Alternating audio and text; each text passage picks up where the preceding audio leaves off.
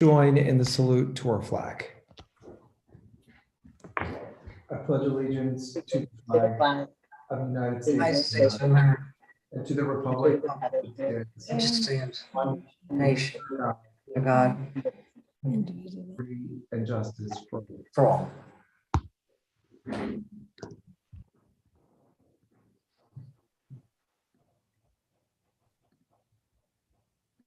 Pursuant to Section 5, Chapter 231 of the Public Laws of New Jersey, this is to state for the record that adequate notice of this meeting has been provided to the public by posting and maintaining the annual notice of regular meetings on the bulletin board of the municipal building, by mailing the annual notice of regular meetings for 2022 to the News Record and Star Ledger in December 2021, and by filing said notice in the office of the Township Clerk. Ms. Adams. Here. Ms. Cripe. Here. Mr. DeLuca. Here. Mr. McGehee. Here. Mayor Daffis. Here. Whereas Chapter 231, Public Laws of 1975, commonly known as the Open Public Meetings Act, requires that all meetings of public bodies be open to the public. And whereas Section 7A provides that the governing body has the discretion to permit, prohibit, or regulate the active participation of the public at any meeting. And whereas desire of the governing body to comply with the provisions of this act, same time conduct its business in an orderly and expeditious manner, now therefore be resolved by the Township Committee, Township of Maplewood, does hereby prohibit, except as set forth in the formal agenda, active participation in the deliberations of the governing body by the public, and except as otherwise prescribed by law, does limit the public to the observations of the actions and discussions of the governing body at all of its regular and special meetings. So moved. Second. Ms. Adams. Yes. Ms. Cripe. Yes. Mr. DeLuca. Yes. Mr. McGehee. Yes. Mayor Daffis. Yes. Thank you, Ms. Fritzen. Welcome, friends and neighbors, to our June 21st Township Committee, our public session of the governing body. We have two of them a month. This is the second one for the month of June. And as you can see, since you're here with us in this manner, we continue meeting virtually. This evening's meeting is a robust one. I think we have a lot to talk about and a lot to cover. We're going to start with our Juneteenth Proclamation. That will be followed by a presentation to the governing body by the Maplewood Arts Council. I'm going to let Deputy Mayor DeLuca introduce that. And then we're going to have an appointment to our boards and committees. Deborah Kaufman, resident of Maplewood, will be appointed to the Recreation Advisory Committee. That is followed by the first public comment period. There are two public comment periods at every public session. The first one is reserved for agenda items only.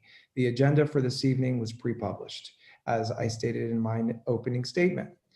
Then we have one ordinance on final passage, and then we have an introduction of our ordinance that relates to the introduction of our 2022 budget.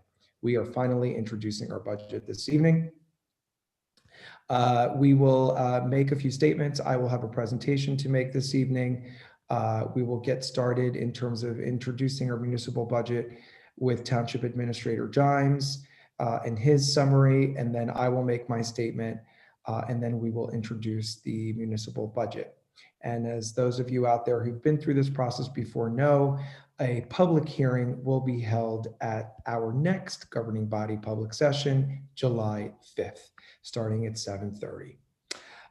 Then we will move to reports from departments. We haven't had any departments attend recently. I doubt we have any departments attending this evening. That will be followed by administrative reports. We always start with Township Administration, then legal, and then the Township Clerk. And that is followed by reports from us, the elected officials. This evening, we're going to start with Committee Member Adams, Committee Member Cripe, Deputy Mayor DeLuca, Committee Member McGehee, and I always go last as the mayor.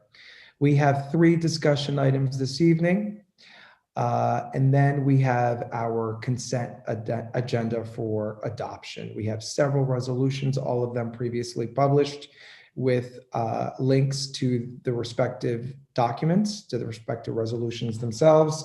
I am going to pull out to vote on separately items L that's resolution number 214-22. P, that's resolution number 218-22. And Y, resolution number 228-22. We will approve minutes from previous meetings, and that will lead us into our second public comment period for any subject matter. And then we will adjourn. So with that, let's get started. We head off tonight with an important proclamation in observance of Juneteenth. We were delighted and honored to host a Juneteenth celebration this year, our second annual Juneteenth celebration in South Orange and Maplewood. South Orange did it last year. We hosted this year in Memorial Park on Saturday evening. It was a very moving, powerful, and fun celebration. We had poets, we had readings, and of course we had Autumn Jones, who was fantastic. And all of it was topped off with a fantastic and dynamic fireworks display. We did proclaim June 19th, Juneteenth in the Township of Maplewood by proclamation, urging all residents to join us in celebrations, raising awareness of Juneteenth. There was also a very important and very moving presentation by Duran Hedden on Sunday in honor of Juneteenth, and that has also become another annual tradition in the Township of Maplewood. And we also ask our residents to join in to raise awareness and to also self-examine, right? We all have to examine the things that we do that perpetuate slavery in modern day America, including our municipal services and municipal systems, our daily interactions with people in terms of microaggressions. And we have a collective duty as a community. If we're going to raise the flags and we're going to have celebrations like this, we also have to walk our talk and our symbols, meaning turning all of that into action, action towards equality, action towards justice. I'm not going to read the entire proclamation. I did present it on Saturday evening on stage at the celebration. It says that Juneteenth is a day of profound weight and power, a day in which we remember the moral stain and terrible toll of slavery on our country, what has long been called America's original sin, a long legacy of systemic racism, inequality, and inhumanity.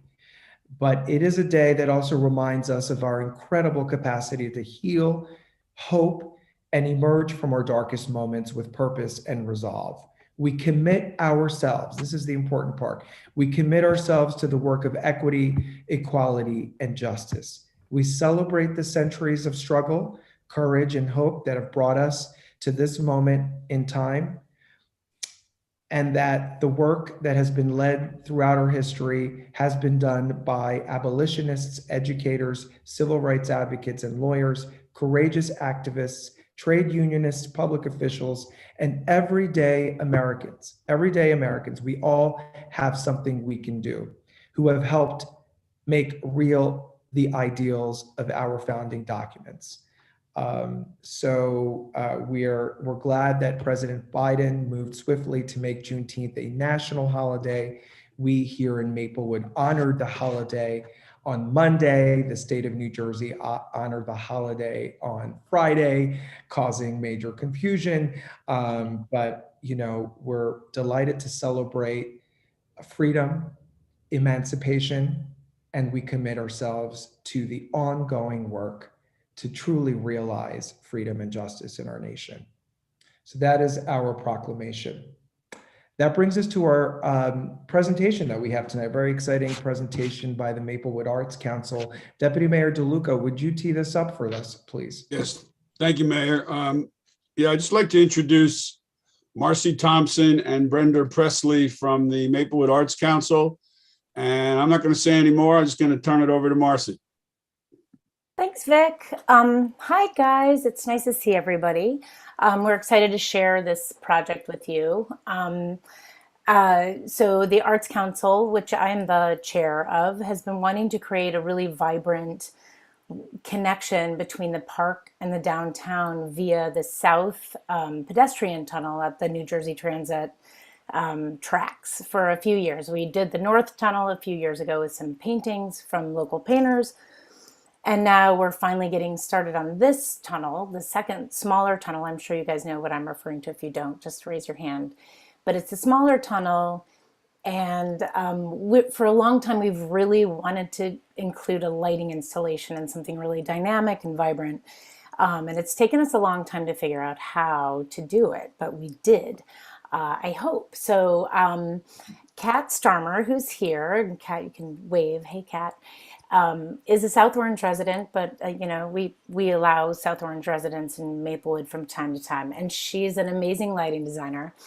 And she and I have worked together in the past, and we started talking about, like, how could we do a lighting project? Kat teaches at, that was my timer, Mason Gross School of the Arts at Rutgers University in the lighting department. And she brought it up with the head of the lighting department, whose name is Don Holder, and he was super receptive. And together they figured out an amazing idea, which was to bring their lighting students into the process and essentially to create give them the opportunity to spend a semester creating a lighting plan for our tunnel. And in fact, they actually created 2 lighting plans.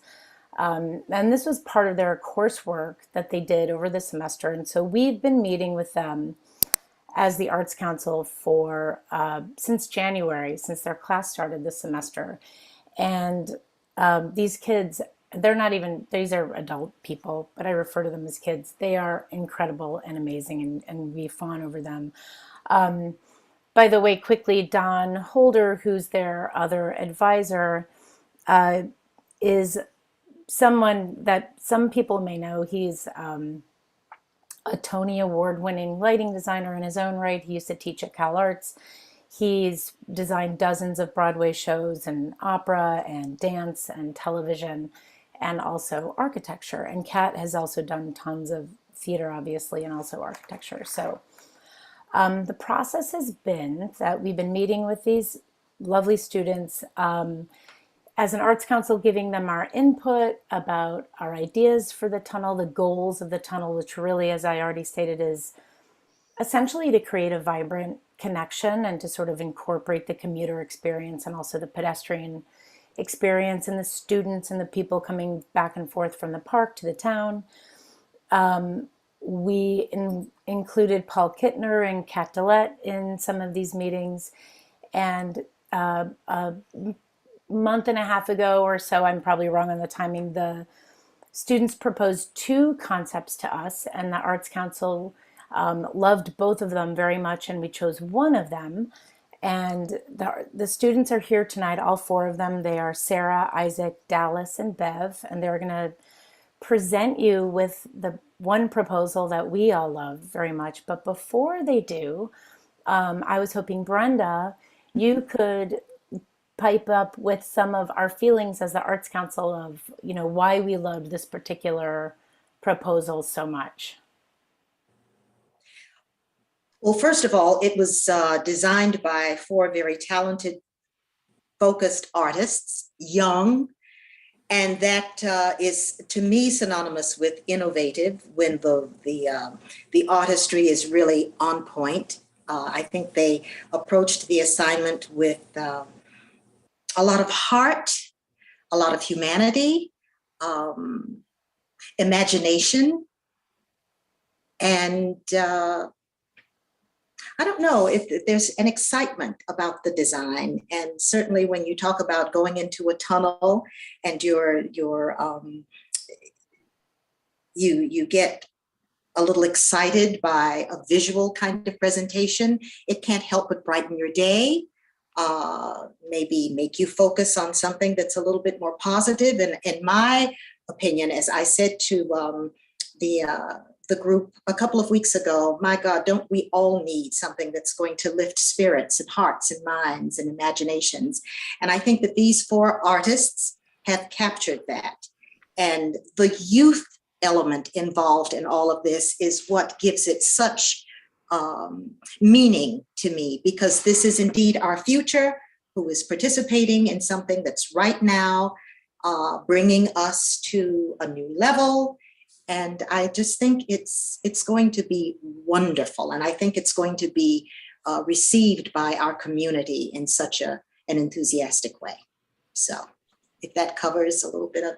Oh, that's so great. Thank you. Because I think we were completely unanimous about the project, and I feel like we've all just really enjoyed getting to see the beautiful work. So we want to give them now a chance to share it with you guys. So Sarah, Isaac, Dallas, and Bev are here to present, and they're going to share a screen, and we're going to have some time after their presentation to get a few thoughts from Kat, and also to answer any questions that you guys have. So you guys, whoever is your appointed presenter, you guys can take it away. Great. Thanks, everyone, for having us. As Marcy said, my name is Isaac. I'm one of the four rising senior lighting designers, along with Bev, Sarah, and Dallas. Let me just get my screen shared here, and we'll get started. Cool. All right. This is the current state of the tunnel. So we sort of have this whole split off into who's going to talk. So if we sort of interrupt and jump in on each other, but yeah, go ahead and take it away. Yeah, so Dallas. yes, this is kind of the current state of the tunnel, and as you can see, it's not particularly welcoming, and that is something that we kind of wanted to fix. And seeing as how it's not only geographically a bridge between the natural world of your parks as well as the downtown area, it's also kind of this bridge between your busy, hectic workday and kind of the calming and fun times you can have at home. So that's really what we wanted to kind of push and emulate with this design, was something that was both fun and energetic, but at the same time could be calming and something that can kind of bring you back to yourself at the end of the day. To that end, we wanted to connect the ideas of organic life and technology. And something that really excited us when we were looking at the tunnel was this idea of a root system and this kind of neon forest idea, as well as bioluminescent algae, which you'll kind of see the influences of it later on. And yeah, a lot of it was linear to kind of trace down the tunnel and bring you further in and guide you along this path between these two worlds.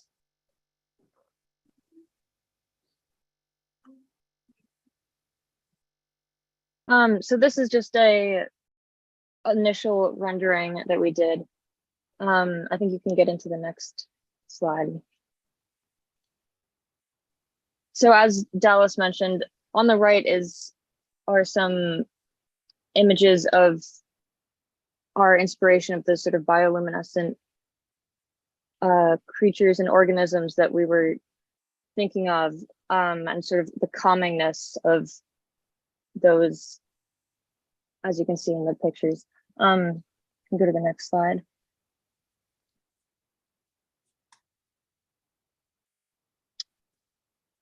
This is a rendering that we've made that shows you walking through the tunnel, and it should show the different looks that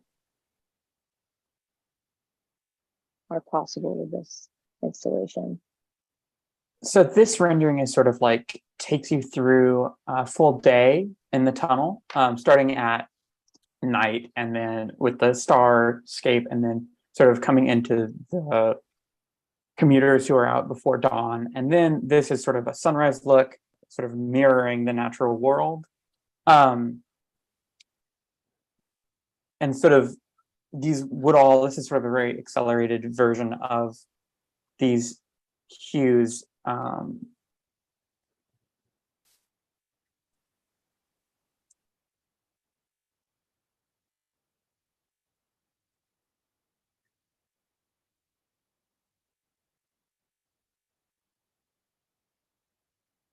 And now it's sort of going into this nightlife queuing world after sunset.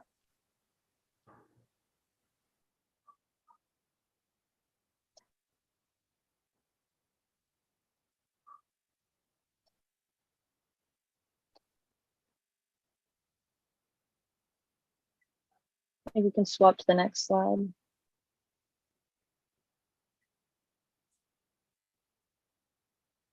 And this is sort of a similar thing. This is for the weekend. This sort of starts at midnight, where there's that nightlife rendering that you saw in the last sort of moving rendering that goes into sort of like later on, sort of a starry night version of the queuing. The weekends are very similar. Sort of the schedule is pretty regular, and we'll take you through all of that in more detail. The weekend schedule is just sort of, there's not as much of a, there's no commuter look, and there's more of sort of like this nightlife look late at night. I can start talking about the schedule. So this is a breakdown of those looks that you just saw. That was what you just saw, was sort of all of them compiled together, but it would actually take many hours to complete. So this schedule begins at midnight and goes all the way through to 11 o'clock at night. And it would change with sunrise and sunset times. It would be a smart computerized schedule, which we'll get into those details later. And that these looks would sort of echo the time of day and the amount of activity going on through the tunnel, who's walking through, the sort of demographic, what time school gets out. We thought about all of those things when we put together this schedule, so that the look sort of made sense with what's going on inside and outside of the tunnel. You can go to the next slide. This is just some quick inspiration. You can just go through these ones quickly, Isaac.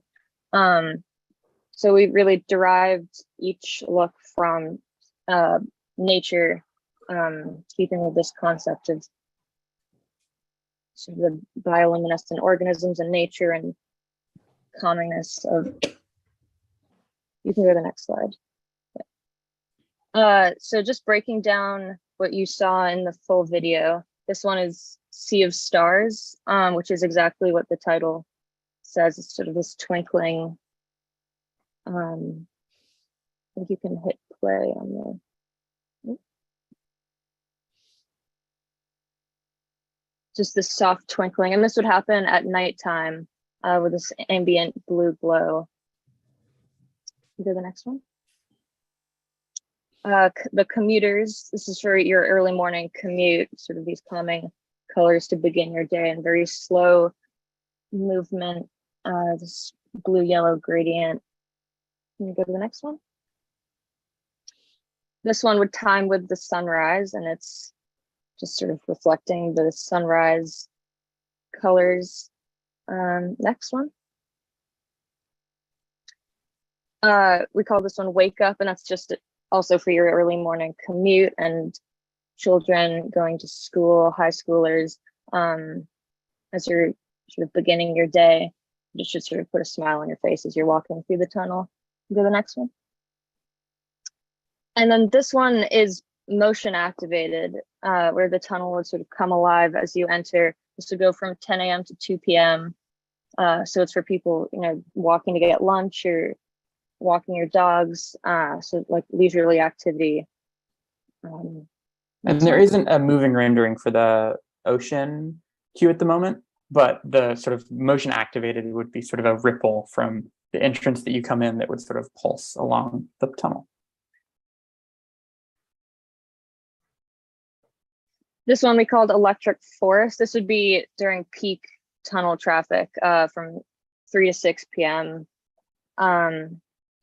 With this, sort of this feeling of community, that there'd be a lot of different ages coming through this tunnel at the same time during that time of day, and that you're all traveling to the same place in Maplewood. Go to the next one. This one doesn't have a title attached to it, but I believe this is sun. It would time each day with the sunset. Next. Lanterns as the day sort of wanes. This one's to evoke the feeling of flickering candlelight. Yeah, next one. This one happens on Fridays, Saturdays. We called it nightlife because that's exactly what we were hoping for people, you know, walking to the bar or walking to get dinner on a weekend. I think there's a moving rendering next. The next one. Before that, this is also showing there's on each side of the tunnel on both sides, extending out into the wall, the sort of the same idea of sort of lighting lines along the wall extend out into the entrance and sort of inviting people into the tunnel. So it's not just this sort of glaring, brightly illuminated, sort of like a magical portal.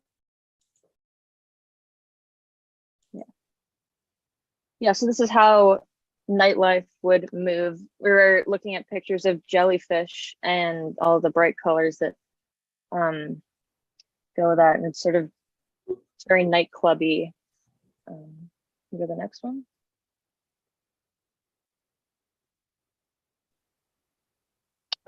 So there's probably a lot of questions about how this exactly is implemented. And obviously in our Q&A session later on during our presentation, you know, we're happy to answer any questions. But the gist of it is along the walls of either side of the tunnel, we would hope to install series, like, you know, 8 series of LED light emitting diode tape that sort of runs along. It's rated for outdoor use. And it's sort of, as you can see in this image down here on the bottom, it sort of has a long, like, diffused surface, so you don't see the individual points. It just sort of looks more like you know, a rope or a solid line of light. Additionally, they're controllable in small sections, which is what allows us to create the moving effects, as you saw in the previous, for instance, in this rendering, where you can see the colors of pink and blue moving and sort of sliding along each individual line across either side of the tunnel. That allows us to have that level of control, so that you can create all sorts of effects, just like what we're looking at right now. This is all mounted to the side of the tunnel with clips that are made by the same company that provides the equipment. And about every foot or so, they're at various different heights. Either side of the tunnel has 8 you know, lines that are, it's all one solid run, except for the side that has the staircase, where it's split at the staircase. And then all of this is concealed with an architectural mesh material, which is sort of like chainmail. It's a very fine, like, weave of sort of like metal hoops or rings that protects the equipment from vandalism, and also protects it from some of the elements, but still allows it to be cleaned easily. So you can basically just power wash the whole thing to clean it every so often. And I'll put a copy of the drawings. I'll put a link in the chat if anybody's interested in taking a closer look. Here's, for instance, an example drawing of the entrance areas, just as we were talking about in this slide here, where the light sort of pulls you in. Just an example sort of how this would be drawn and diagrammed for the electrical contractors. Some of the equipment, you can sort of get a better view here of what the actual tape looks like. It's the proper term for it is LED light emitting diode pixel tape, and pixel refers to the capability of control in small increments. So you can create you know, effects that have movement across about 3 or 4 inches on each run. So you have a lot of control. And then this is just some examples of what architectural mesh looks like. You can see on the left an example of what it looks like when it's lit. This is sort of like grazing it with light, which is something that we would be doing. So with the runs of the LED tape along the wall, in front of that would be the mesh, which would also have a series of lights that just light the mesh, so that you can sort of create a sort of moving and creating more dimension effects at the same time. So that is it for all the presentation things we have right now. I don't know if Marcy, if you want to chime in at all, or if anybody else from her group wants to talk, or if we just want to go into questions. Thank you guys so much. I was wondering if Kat wanted to mention any installation things, or Isaac, or any of you students want to mention any, like what we're essentially gonna have is a set of drawings that will be put out to bid for, and Vic, you might want to chime in here, for basically for us to have this installed by a lighting company. And it would be controllable locally and all of those things. I'm not a lighting person, but I sort of talking about it. But all of this is meant to be given to a lighting company so that they could then install it. And that would be our next step after approval. Isaac, could you stop sharing? Oh, yeah. Kat, do you want to clarify what I just said? Because I don't. Yes, I'd love to step in. So I'd just like to backtrack for a moment. We met initially with the Maplewood Arts Council and wanted to discuss what that tunnel means to the town of Maplewood, and how it bridges, like Dallas said, bridges the gap between the commuters, between the park, between the restaurants and central town. And so the students really focused on the user experience and how the lighting would affect their emotional state. Even commuters leaving work on a Friday night, what do they need in an experiential way to decompress and get home?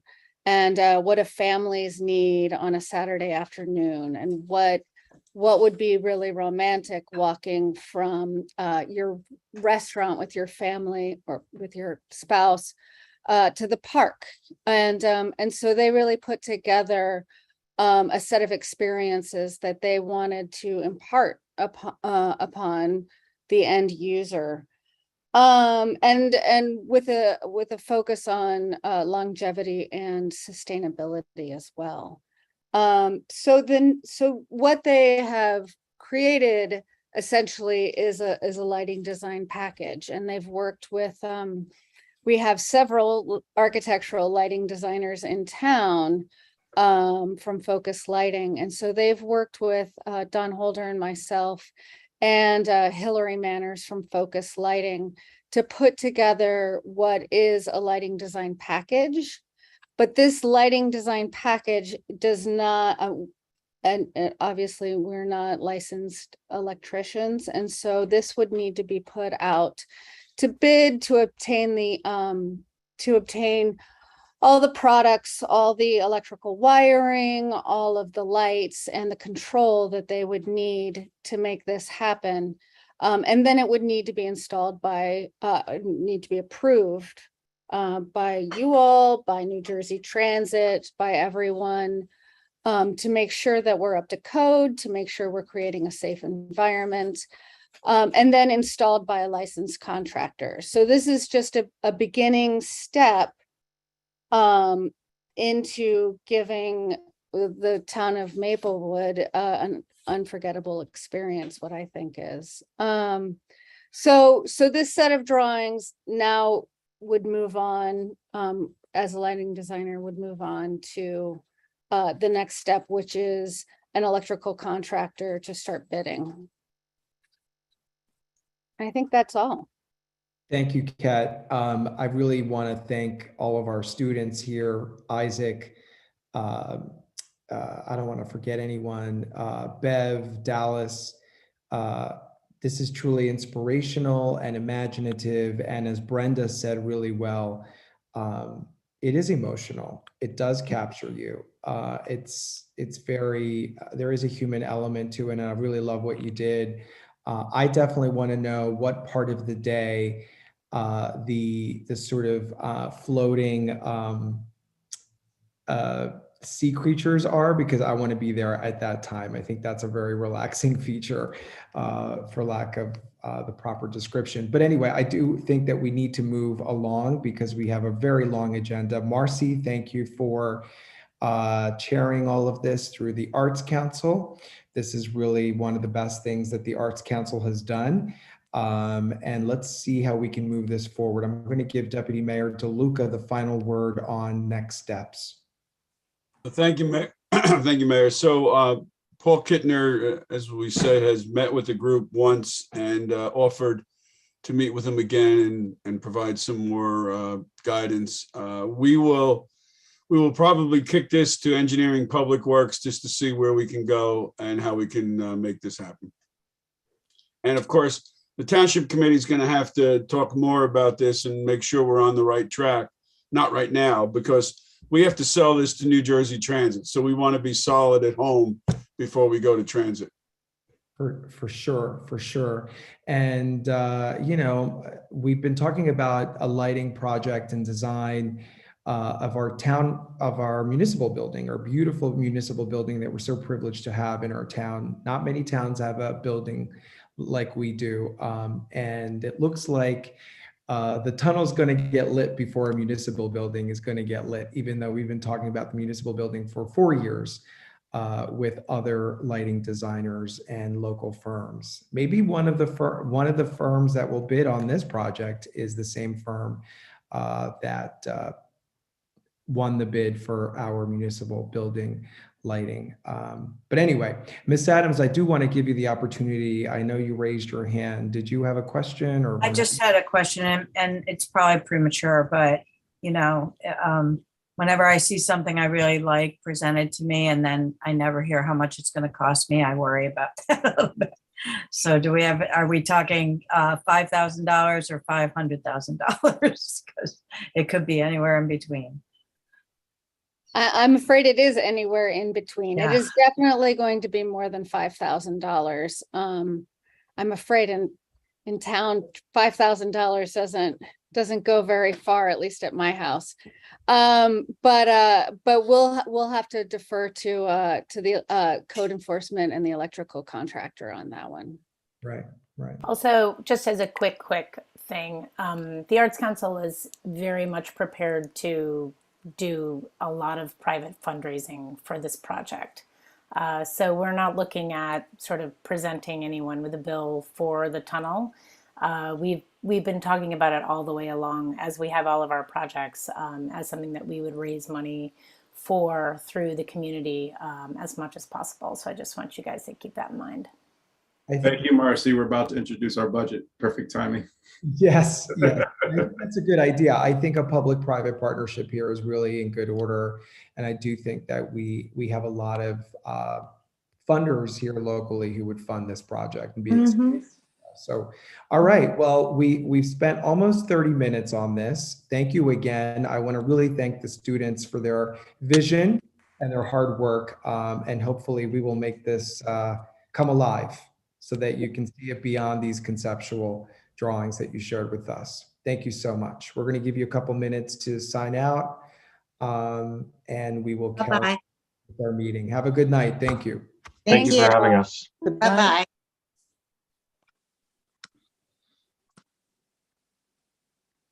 Our students are incredible, right? Mm. That's great stuff right there. Okay, so boards and committees, and I believe we have Ms. Deborah Kaufman with us for appointment to the Recreation Advisory Committee, and I'm going to let Committee Member Kripe handle that. Thank you, Mayor Dallas. I would like to introduce you to Deborah Kaufman, a longtime Maplewood resident and a extremely talented. I'm actually quite happy you were here to watch this presentation that we just had because her milieu is art, in particular commercial art, and working within lighting and photography. And her position within the Recreation Arts Committee would have a focus not only on aesthetics, in particular for our parks, but in other ways that we can bring more art programming into our recreation department. And so I will open the floor up to questions you may have for Ms. Kaufman.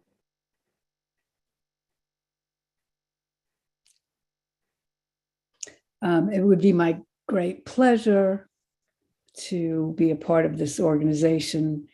As Jermaine said, my focus has always been in the visual world. I've had 45 years worth of experience in the photography world, the commercial world.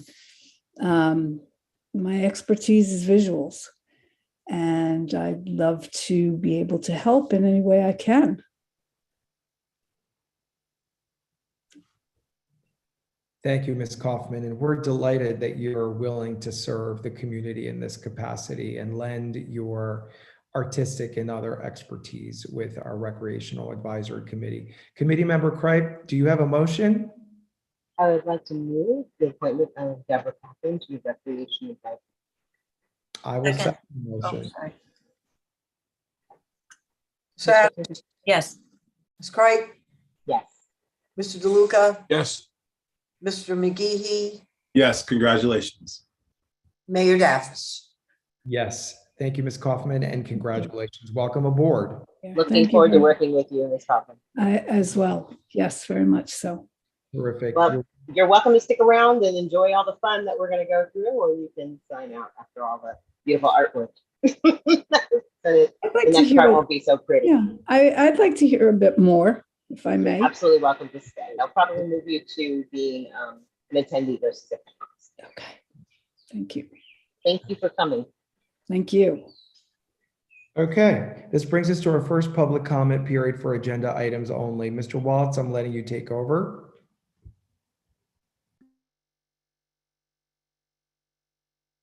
Mr. Waltz?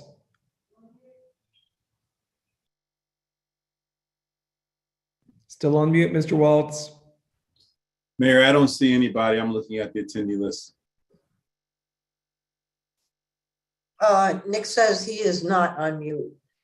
Yeah, It doesn't look like we have any hands up anyway, as Mr. McGeehee noted. So seeing none, we're going to move on to our first ordinance, our only ordinance this evening on final passage. Mayor, thank you. Item number 9, ordinance on final passage. Ordinance number 3063-22 is an ordinance to amend Chapter 6 of the Code of the Township of Maplewood entitled Administration of Government, Article 9, Fire Department.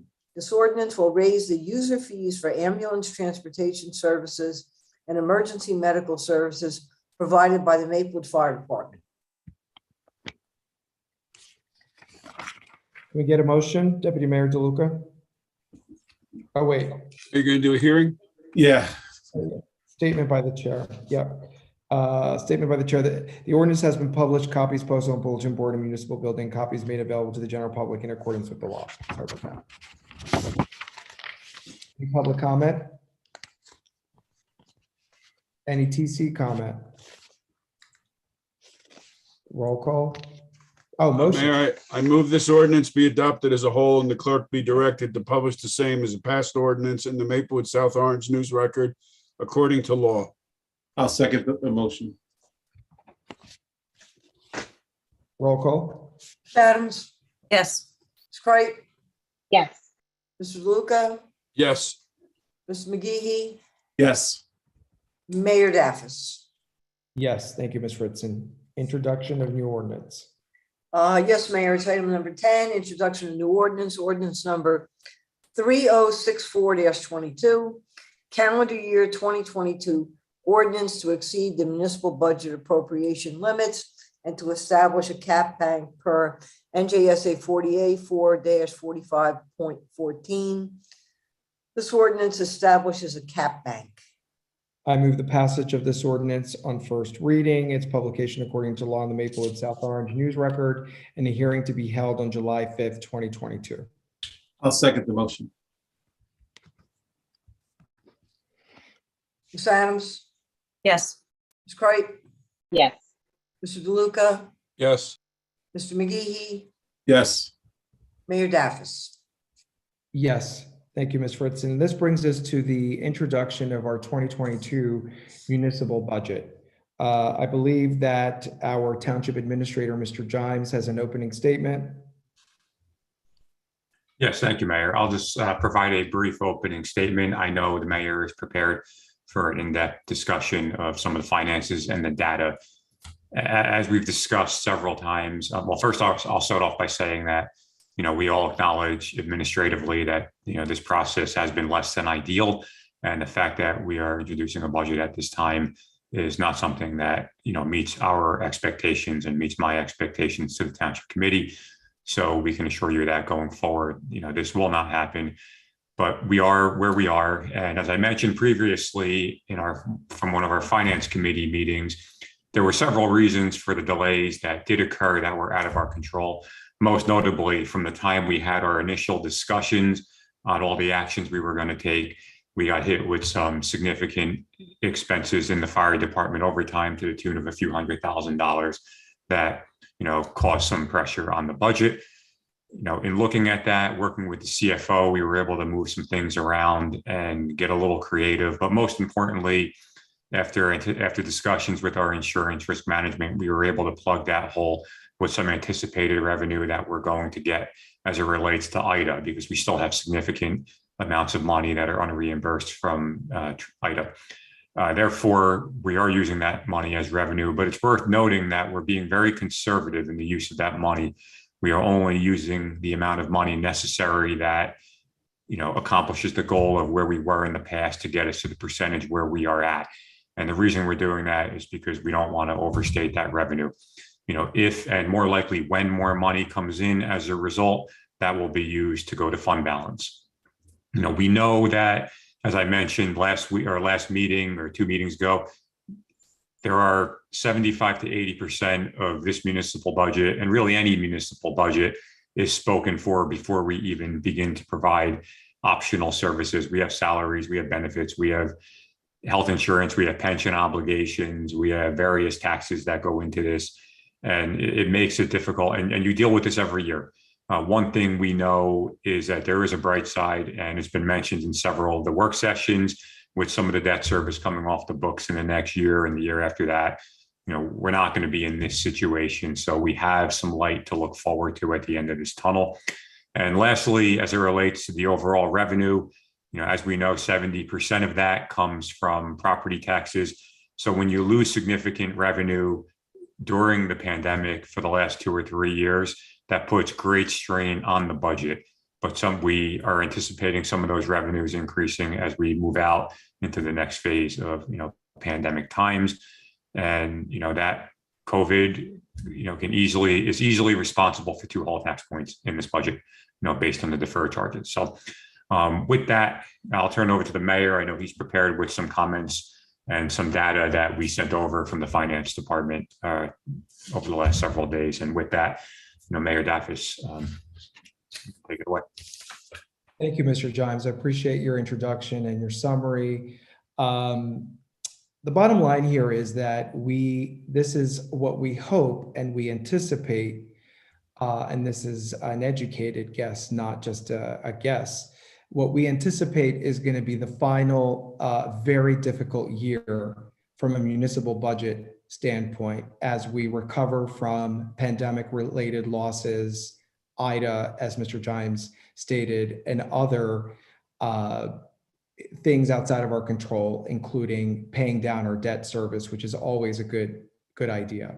So it's sort of like we are coming out of the dark tunnel and you can see the light approaching, but we're not quite there yet.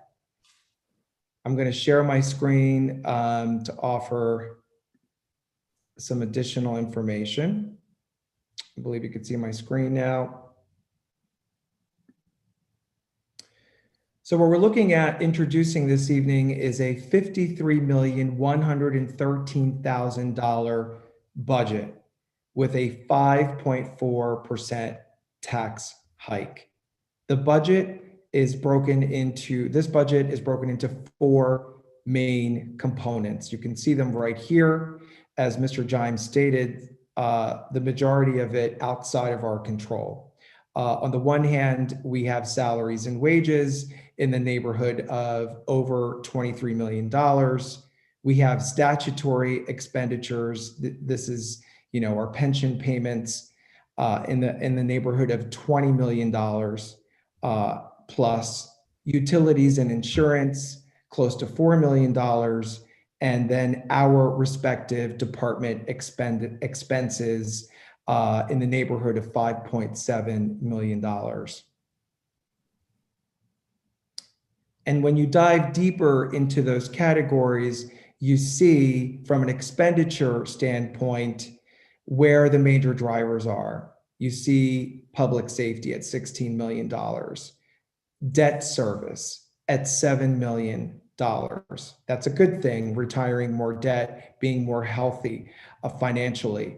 The statutory obligations at close to $6 million, and so on and so forth. And of course, on the revenue side, and you'll see this a little bit better in the next pie chart, you see where our revenue, the main driver of our revenue is local tax, local property tax. You see our revenue here, local tax for municipal purposes represents almost 68% of our budget. It would be better if this green part of the pie chart, which represents state aid, was a lot bigger. It's remained flat through the years, even under the Murphy administration. We're heartened that it hasn't gone down, but it has remained flat.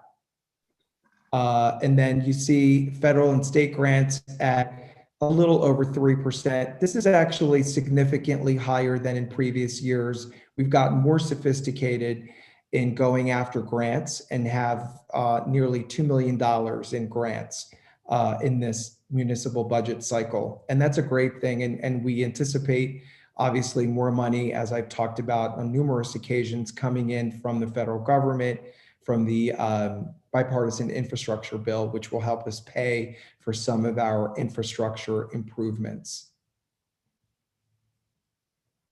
On the expenditure side, again, the major drivers, look at this orange portion of the pie, over 30% public safety, right? Debt service, the gray area over here, almost 14%. Again, that's a good thing, retiring more debt. Our general government expenditures are just at 5% over here. And you can see our capital improvements at 0.72% in this little dark blue line over here. So what does this mean for the tax rate? Here is a little bit of historical context. Since 2018, we've been going up pretty steadily, right? We were at 6.3% in 19, COVID hit, and that was at 3% in 2020, 7.17% in 2021, and this year we're looking at 5.44%. And this is the amount right here, the $4,600 on the average assessed home. As I stated, and as Mr. Jimes stated, in 2020, the budget shows the effects of a pandemic year with lockdowns and services that were either suspended altogether or reduced. In 2021, the pandemic continued to wreak havoc on alternate revenue and fee-based revenues. The 2021 budget increased tax rates to begin to restore services from 2020 levels, and our 2022 budget completes this restoration of services and adds new services to reflect our community's values, including significant investment in infrastructure improvements that are very, very necessary, like our roads and our sewers. How did we get here?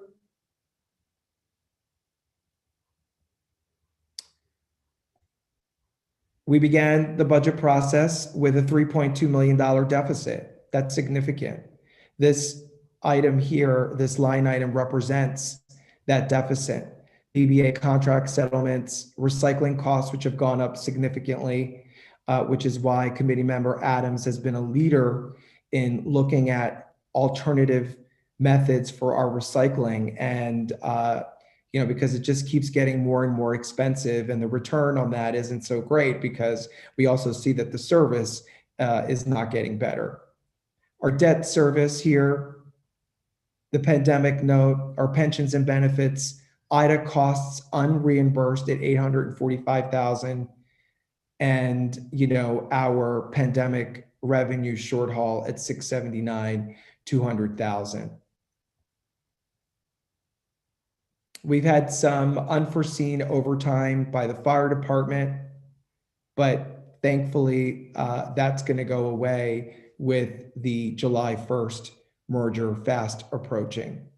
And of course, we anticipated we were going to have $450,000 in liquor license revenue, but those of you who have been watching us closely know that the entity that had bid on the liquor license did not meet the requirements of the bid. And so we're going to be going back out to bid. And the one thing that we need to definitely keep in mind is that, look at this. This is the calculation of the state energy tax obligation. I've talked about this on many occasions, that there is state legislation moving forward in both houses in Trenton to restore to municipalities the energy tax receipts, which used to come back to municipalities but were diverted into the state coffers to balance the state budget a decade or so ago. But we're going to see that money coming back thanks to our advocacy and other municipalities' advocacy. It seems like that legislation is moving forward. I saw somewhere that since energy tax receipts were diverted from municipalities' revenue, 14 billion with a B dollars are missing in municipal revenues. And certainly we've been hurt by it here in Maplewood, and South Orange has as well. If this legislation passes and is signed by the governor before the end of this legislative session this summer, we will see anywhere from $1 to $1.2 million year after year coming back into the municipality after the initial 2-year progressive return of those tax receipts. If we had that money, essentially, long story short, this year, as we're entitled to have, there would be absolutely no tax rate hike. It would be absolutely flat, zero.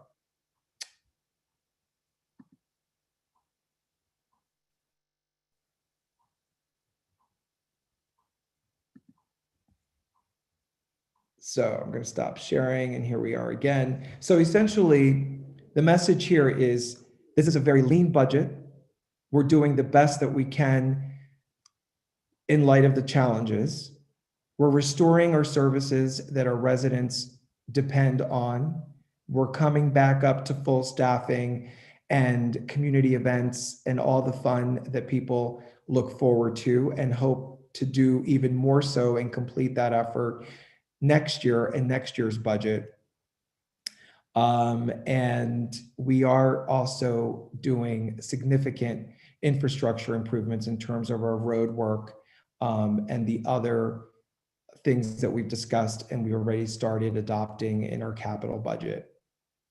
There will be a public hearing after we introduce the municipal budget this evening. There will be a public hearing on the municipal budget at our next TC meeting on July 5th, starting at 7:30. And we look forward to interacting with residents. And at that time, we will also have our CFO who will present further information than the information that was provided this evening. So with that, I move that we adopt resolution number 225-22, which introduces our 2022 municipal budget. I'll second the motion, Mayor. Mayor, I would just like to read certain portions into the record of Resolution 225, if that's okay. Of course. Municipal budget of the Township of Maplewood, County of Essex in the fiscal year 2022. Be it resolved that the following statement of revenues and appropriations shall constitute the municipal budget for the year 2022. Be it further resolved that said budget will be published in the Maplewood South Orange News Record in the issue of July 23rd, 2022. And the governing body of the Township of Maplewood does hereby acknowledge that. And a hearing on the budget and tax resolution will be held, Township of Maplewood, on July 19th. That's the 19th at 7:30 p.m., at which time and place objections to said budget and tax resolution for the year 2022 may be presented by taxpayers or other interested persons. Thank you, Ms. Fritzen, for correcting the record. It is July 19th is the public hearing and not July 5th. Is that correct? So I think we've had a motion and a second on the introduction of the budget. Can we get a roll call? Yes, Mayor. Ms. Adams, Yes. Ms. Cripe, Yes. Mr. Luca, Yes. Mr. McGehee, Yes. Mayor Daffis. Yes, thank you, Ms. Fritzen. So reports from departments. I see no departments. We're moving on to administrative reports. Mr. Jimes. Yes, Mayor, just a few quick items. Recently at a meeting, I discussed the Office of Attorney, or several meetings ago, I discussed a settlement with the Office of Attorney General on the large national opioid settlement and how it's impacting municipalities. Several months back, Attorney Desiderio and I were on a call, and with your permission at a meeting, I started the process to effectuate some of that, to some of the paperwork needed to get some of the monies. And we were notified that, we'll receive a small amount of approximately $6,000 as a result of that settlement. And, it's something, and we have to use it and allocate it towards any health related funds or any health to offset any health funds that we have. So we can certainly find an effective way to use that small amount of money that we're going to get from this settlement. Our Outlook 365 transition is administratively underway behind the scenes. I would expect this to last about another week and a half to 2 weeks. There's going to be a time over maybe 24 to 48 hours over a weekend, ideally, where emails will be completely down as we switch from the old TWP server to the cloud Outlook 365 with the extension maplewoodnj.gov. So that's really a daily thing that we're working on over the last week or so, and we'll continue to work on that. This week, I met with the DPW and engineering department to discuss the community forestry grant. We are in the process of submitting an application or preparing an application for your consideration that we will submit by the deadline on July 8th. That's all I have a couple other items, but I know we're going to be discussing those when we get to those specific items on the consent agenda. So I'll just reserve those comments for when we get to them on the consent agenda. Fair enough, Mr. Jimes. Assistant Administrator Barnett. Thank you, Mayor. Just a couple quick things. So first and foremost, our GovPilot rollout is underway. We held employee training sessions for our OPRA request and our event application modules last week.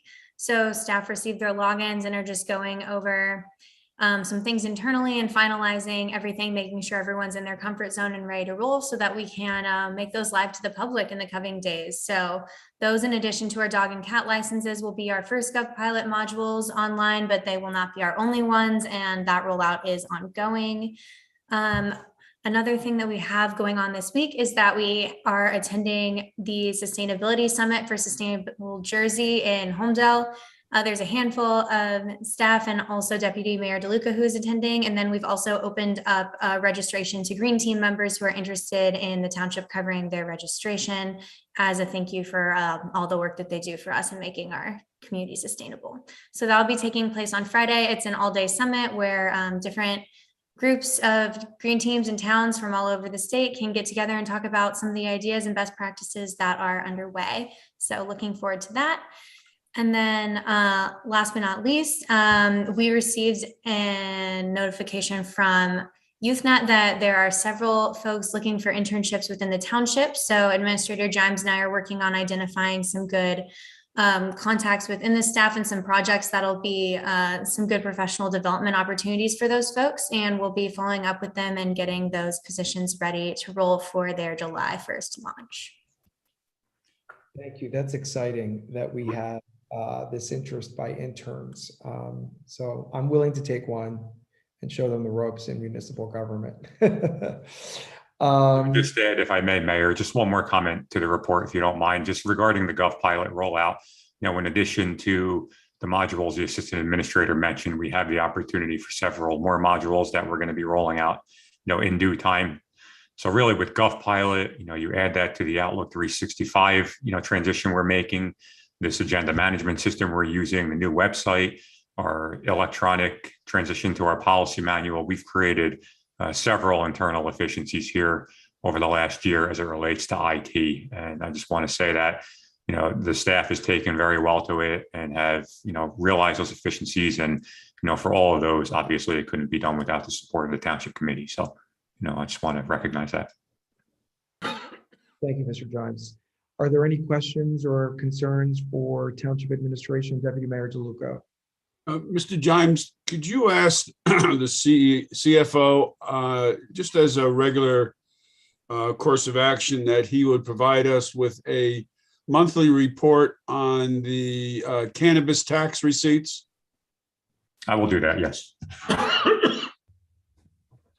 Committee Member Craig, did you have your hand up or were about to? No, I was just pointing at Vic.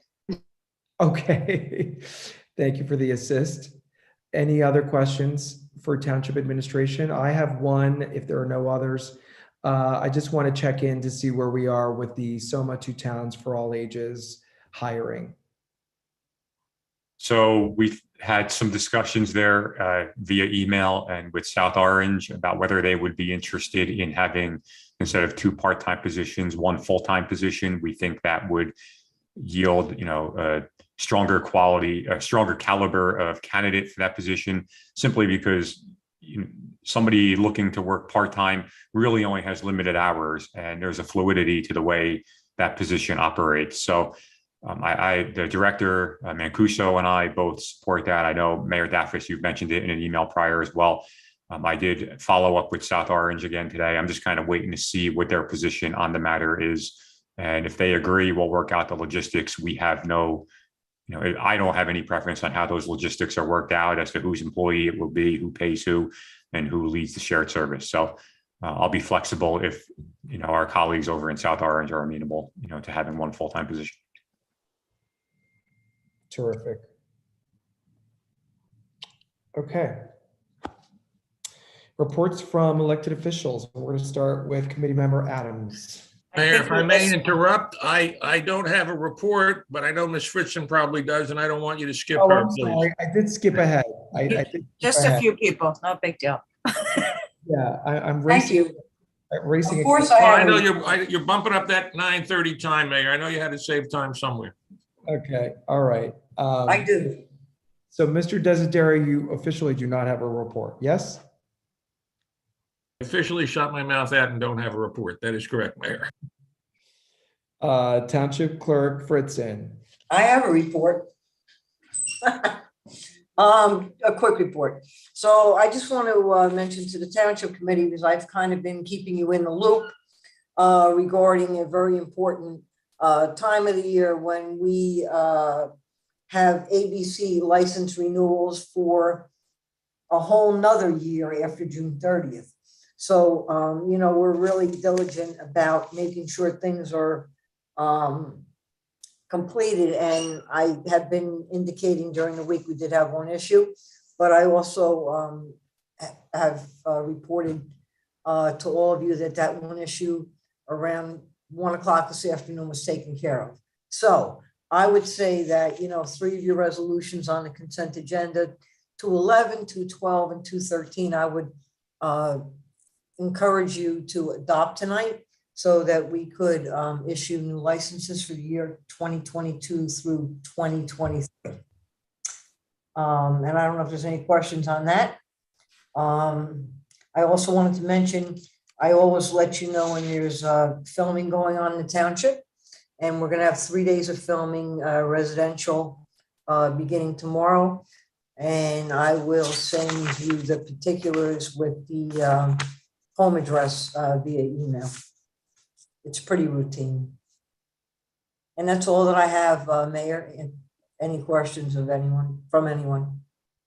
Thank you. Any questions? Okay, thank you. And again, my apologies for inadvertently skipping over you. And now for real this time, reports from elected officials, Committee Member Adams. Thank you, Mayor. I wanted to share my screen. Hold on a sec. So on Thursday, June 30th from 5 to 6 p.m., I'm actually moderating a panel for Pay Up Climate Commuters. This is Leaders for Climate Accountability, the New Jersey hurricane season. So there'll be a virtual panel from 5 to 6 p.m. It's a very interesting and fulsome agenda and panel, basically talking about the impacts of climate change. As you know, we passed a resolution 1 or 2 years ago to encourage the state and to hold climate cost accountability to our fossil fuel companies. We passed a resolution saying so.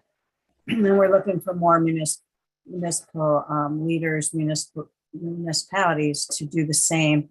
So this is just one of many of the events that they have that really talks about how, as we just talked about the budget and our issues with our costs, and a lot of those costs, as we just talked about in the budget, are from mitigation costs from Ida. So there you go. And this is the kind of thing that's going on right now everywhere, as we know, but it affects us all individually in how much we pay for our property taxes. So as you know, given that our recycling costs are also high. So basically the fossil fuel industry in particular is egregiously responsible for so much. And much like the tobacco industry back in the 80s, they lied repeatedly about not knowing that there was any impact by what they were doing. So, and the fossil fuel industry, for those who don't know,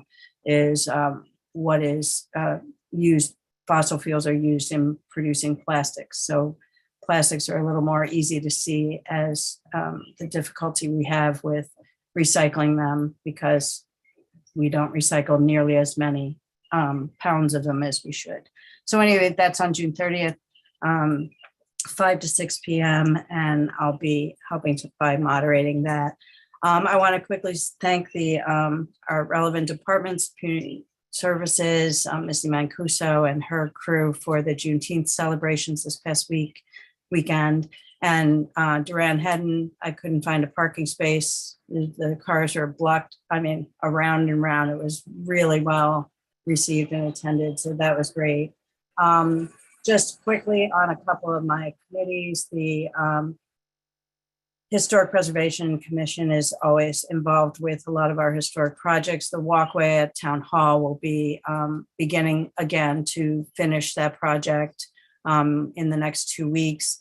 The Duck Pond Bridge has been partially finished, and the floor on that bridge has been repaired, so that will be open for Maplewood stock, which is a big relief, but it'll also be open until after Labor Day. Hopefully the remaining work on that will be able to be completed in the receipt of materials like the glue lamp for the railings and everything that will be is on order and is a 12-week timeline. The Code Committee, I think, Mayor, you're going to be reporting a lot on that, but we've been working, we started a subcommittee for parklet and streetery, and I'll let you talk about that, so I won't be redundant here. Also, we're talking at Code about front yard signs and regulations for the same for at-home businesses. We started talking about that because since the pandemic, there have been some businesses, at-home businesses, we also know the cottage food industry is now, or I'm sorry, the cottage food statute is allowing people to have those kinds of businesses in their home. And I've seen a couple of at-home business signs in front lawns, and the code committee wants to look into this as to kind of get some guidance from the township committee on your thoughts about it. And I won't ask you for them now because I don't want you to just spur the moment, but to think about what impact that has in our residential neighborhoods if people start having, business signs. And if that's the case, if we want to allow that, then maybe it's more, we need to talk about what they look like and what impact that would have on our neighborhoods as far as signs popping up all over. So you kind of figure like the old dental or doctors that were in people's houses. Sometimes those are tasteful little blade signs and not too intrusive, but there have been some larger ones out there. So code committee will be looking at that. And I would like to put that on for discussion, the township committee, to get some guidance from you as to whether or not we want to do something about regulating that before it becomes an issue, so that people know they can only put up certain things, much like we do in business districts. And I think that's all my report, Mayor. Thank you. Thank you. Thank you, Committee Member Adams. Committee Member Cripe. Thank you, Mayor Davis. Just a few quick things.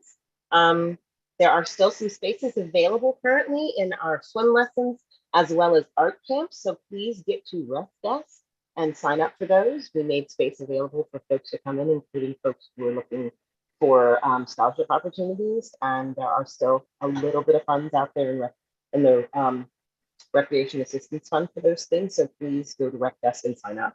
A couple of just simple housekeeping things and reminders for our community members. Dogs should be on leashes.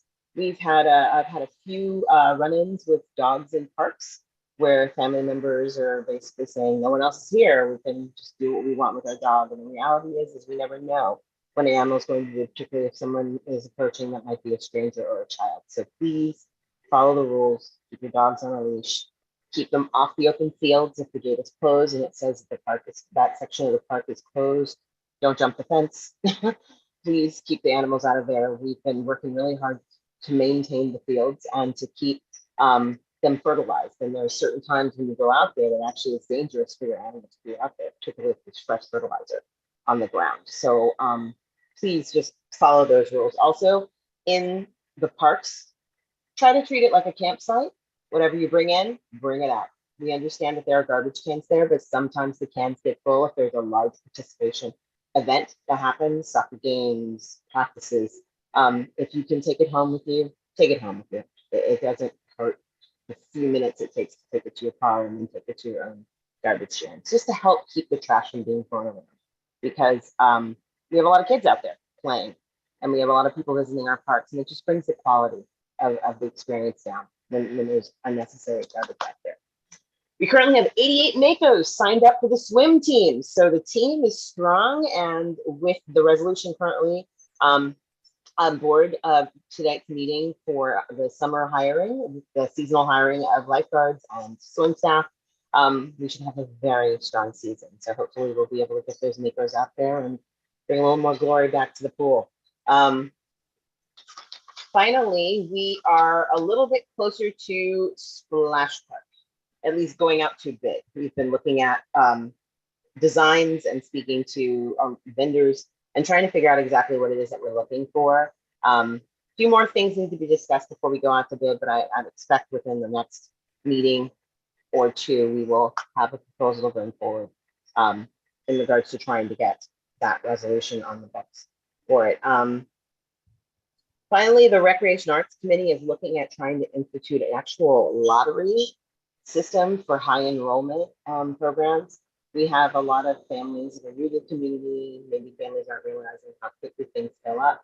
And because we have a partnership agreement a little bit with South Orange, we're finding after looking at our enrollment maps that there are certain programs that box people out. Neighborhoods jump on certain things. So all the kids in the community, that area live are in a certain certain class or camp, and it kind of makes it impossible for people who are new in the community to get involved in it. So we want to make it more flexible, a lot more open for people to jump in and be a part of the community activities. And yes, thank you, Jerry, for the update in regards to the Summer Town social worker. We definitely find the need for that, and we definitely, the seniors advisory committee have been really nervous about the loss of Tracy. That position really needs to be filled quickly, and I really hope that Sacramento gets back quickly about that. And that was about it for me. Thank you, Mayor. Thank you, Committee Member Kripe. I'm not sure if it's just me and on my end, but I think your audio is a little muffly, like warbled sound. So Could be because I'm next to the air conditioner. My apologies for that. not a problem. We heard most of what you said, I think. And thank you again for your good report there. Oh, actually, one last thing. Over 500 attendees made it to Durand on Sunday for Juneteenth. So that was probably the biggest turnout we had in the 3 years we've been running the program. So they were very pleased. And thank you for everyone in the community for that. That's terrific. I was out of town at a wedding with family, so I had to miss it. But they've been building that event the past 3 years, and it's great to see people coming out to support it. It's a great event. Wonderful. Deputy Mayor DeLuca, you're up. Thank you. I took a lot of time early, so I'm just going to do three quick things. The library bids came in on the 16th of June. We received 9 bids. It was a spirited bid process. We are now in the due diligence stage of looking at the low bidder, and hopefully we will be able to award a contract at the end of June and start construction near beginning of August, end of July. So we're moving forward. Second, I had sent around an email about a special meeting to deal with fire consolidation related items on the 29th of June. Everybody indicated their availability. I just want to confirm it. Ms. Adams asked for a 7 p.m. start as opposed to 7:30. If we're okay with that, we can authorize Ms. Fritzen to advertise the special meeting. And this would be to deal with a number of resolutions that we need to get in place prior to July 1st, the consolidation. We good? Okay. And lastly, we continue to work with FEMA on our reimbursements. You heard earlier from Mr. Jimes about the insurance payments. Just as one item is our insurance coverage has a $100,000 deductible. That will get picked up by FEMA. So at a minimum, we'll be working to get that reimbursed by FEMA. We've signed off on 3 projects already. Totaling, these are FEMA projects totaling about $650,000. This was the road repairs up on Clinton and Roosevelt, and then a sinkhole up on St. Lawrence, and then we lost the security cameras around town. So these are going through the process of FEMA. So whatever insurance doesn't pay, we'll be able to use FEMA as a backstop. So we're trying to get as many dollars as we can from those 2 sources, insurance and FEMA. And that's it.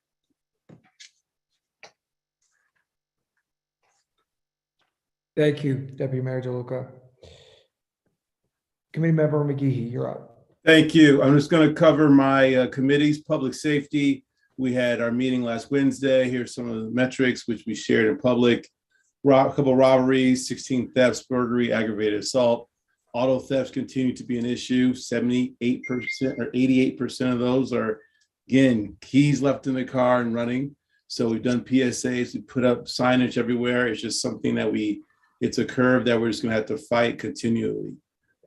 Previous to me leaving the country for business, we did have the Tuscan Burnett Springfield Avenue intersection meeting.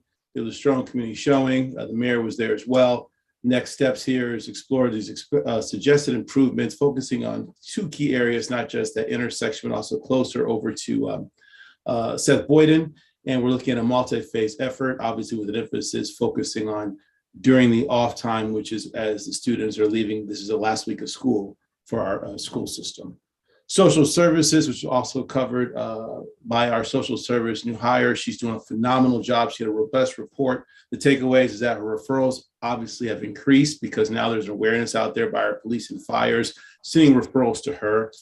She is now expanded, working with local hospitals. Really the key is to understand the process about discharge and everything like that, which I think is brilliant. So as she brings them to the hospital now, she understands the process as you look at the life cycle of that individual who needs help in terms of their mental health. She's also focusing on collaboration, as we do as two towns, and working with South Orange with their social workers as well as with their senior social workers, so they can find a way to bridge services for those in need. Fire, which was touched on a little bit also in our budget conversation, but the metrics here are what they are: 290 calls, with almost 50% being for our EMS. Our EMS still continues to be robust and is a big part of our merger going forward. Over time, it's down month over month, but still extreme increase, or I would say expense rather, which was touched on the budget. Obviously, with the merger, we're looking to mitigate that expense, in terms of our operation flow. Fire merger, Mr. DeLuca touched on. We actually met this afternoon, myself, Mr. DeLuca, as well as President Collum, as well as Greg Limbrick, who also serves now on the committee. We covered many topics, but the keys are inspections, branding, and staffing. And as noted, we have a special meeting next Wednesday to discuss, or the 29th rather, to discuss key final logistics, with emphasis that we're going to pivot back to civil service. And the merger is on track for 7/1. Again, as we all know, this is going to be historic in the history of the state of New Jersey. My other department I want to touch on is health. As a health officer reached out to me, she was asking for us as a township committee for support and action regarding a bill in Trenton. And this is basically regarding the appropriation of $2 million in public health and priority funding in that regard. And I'd like to make a motion that we create a resolution to support our health officer, sending it to the Assembly for Bill A4115 and to the Senate for S2413. Can I get a second? I'll second it. Any discussion? Hearing none, Ms. Fritzen, please call the roll. Ms. Adams, Yes. Ms. Curry, Yes. Mr. DeLuca, Yes. Mr. McGehee, Yes. Mayor Daffis. Yes, thank you, Ms. Fritzen. Thank you, Mr. McGehee, for that. In particular, we will have Mr. Desiderio add a resolution accordingly to our consent agenda for July 5th. Perfect. Thank you so much. And that concludes my report. I yield the floor to you, Mayor. Thank you. Thank you very much. So there's one item I want to mention on behalf of committee member Kripe. This is just to say to the public that 38 households received pool financial assistance. 11 more applications are pending, but the monies raised for Pool Pals will cover those households. And again, a big shout out, as we did last time, to the Pool Advisory Committee, in particular, Melissa Rennie, who took it upon herself to go out there and do direct outreach.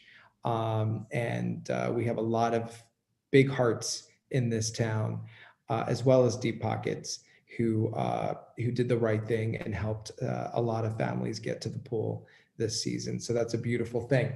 For me, I did a lot of talking as well already today, so I've only got two quick items, and they're both from the MVA, the Maplewood Village Alliance. The first thing is that the MVA is asking for our okay with respect to their needing an extension to submit their annual financial audit. If this puzzles you a bit, it's probably because, in fairness, we've never really been in compliance with this in the past, but we do have a new board and a new board president, and they're doing everything to the T. And so we are doing our first annual financial audit as required by state law, even with our small budget. And they are going to need an extension to file it in September. Are there any objections to that? Okay, seeing none. Mr. Desiderio, do you need a motion on this? I think the record would be good if you had a motion, Mayor, supporting it. Wonderful. So I move that we offer the MVA an extension to submit their annual financial audit. Second, Ms. Adams, yes. Ms. Cripe, Yes. Mr. DeLuca, Yes. Mr. Meahy, Yes. Mayor Daffis. Mr. G and Mr. I know, I knew, we've done this enough. McGee. I'll yes twice. I don't know what you got in that cup, Ms. Fritzen, but anyway, two other items from the MVA.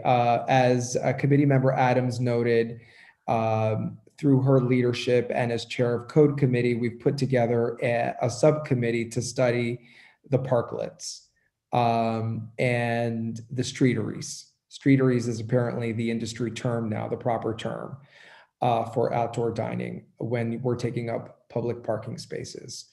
And the first thing that we needed was assurances from the MVA that they were in favor of our moving forward with this. In other words, with our looking to, carrying this on beyond this year, however that looks like.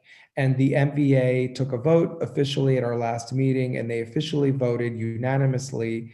Actually, there was one no vote, but pretty almost unanimously in favor of streeteries, subject to the conditions and parameters that the subcommittee comes up with. The subcommittee is comprised of members of the MVA, Committee Member Adams, myself, and members from Code, as you would expect. So at this point, I would ask for your support, TC, for the same. If we're going to undertake this exercise through the rest of the summer and into the fall to come up with parameters, codes for streeteries, I'd like to see an official vote in favor of our moving forward with them, again, subject to conditions that we all come up with together. I'll second that, Mayor. And I just add to that, Maplewood Village is something that it is a place we've been trying to figure out how to have outdoor dining more often. Brings life to the street, people love it. But our sidewalks in Maplewood Village in particular are extremely narrow in most places, and it's the businesses have been unable to have tables outside and maintain ADA compliance of 4 feet of clearance at the same time. So the streeteries offer us the opportunity to continue that vibrancy on the street and life on the street in Maplewood Village that so many people are enjoying. And as the mayor said, this subcommittee of our Code Committee will be basically determining everything. And the first meeting, we got off on a little tangent because everybody wants to talk about whether or not we should, as opposed to if we're going to, what do they look like? Do we allow structures? Do we have a fee schedule? How many parking spaces, et cetera, et cetera, et cetera. There's a lot to figure out. So that's why I asked the MBA to give us an official position, because we'd just be spinning our wheels otherwise. And so, as the mayor said, we're kind of asking the Township Committee to give us some direction as to whether or not there's an appetite to continue this practice after this resolution expires at the end of 2022. Other discussion from TC members? Deputy Mayor DeLuca?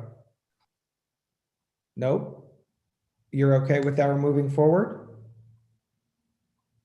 I'm going to vote for it. Okay, so I'm going to move that we move forward with streeteries in Maplewood Village, subject to the parameters that we come up with together before the end of this year. I'll second it again. Ms. Adams, Yes. Ms. Cripe, Yes. Mr. DeLuca, Yes. Mr. McGee, Yes, Ms. Fritzen. Mayor Daffis. Yes, thank you. I like the extra he on there, McGee, he. Now you sound like one of my grammar school friends. Don't worry, we all have those kinds of friends.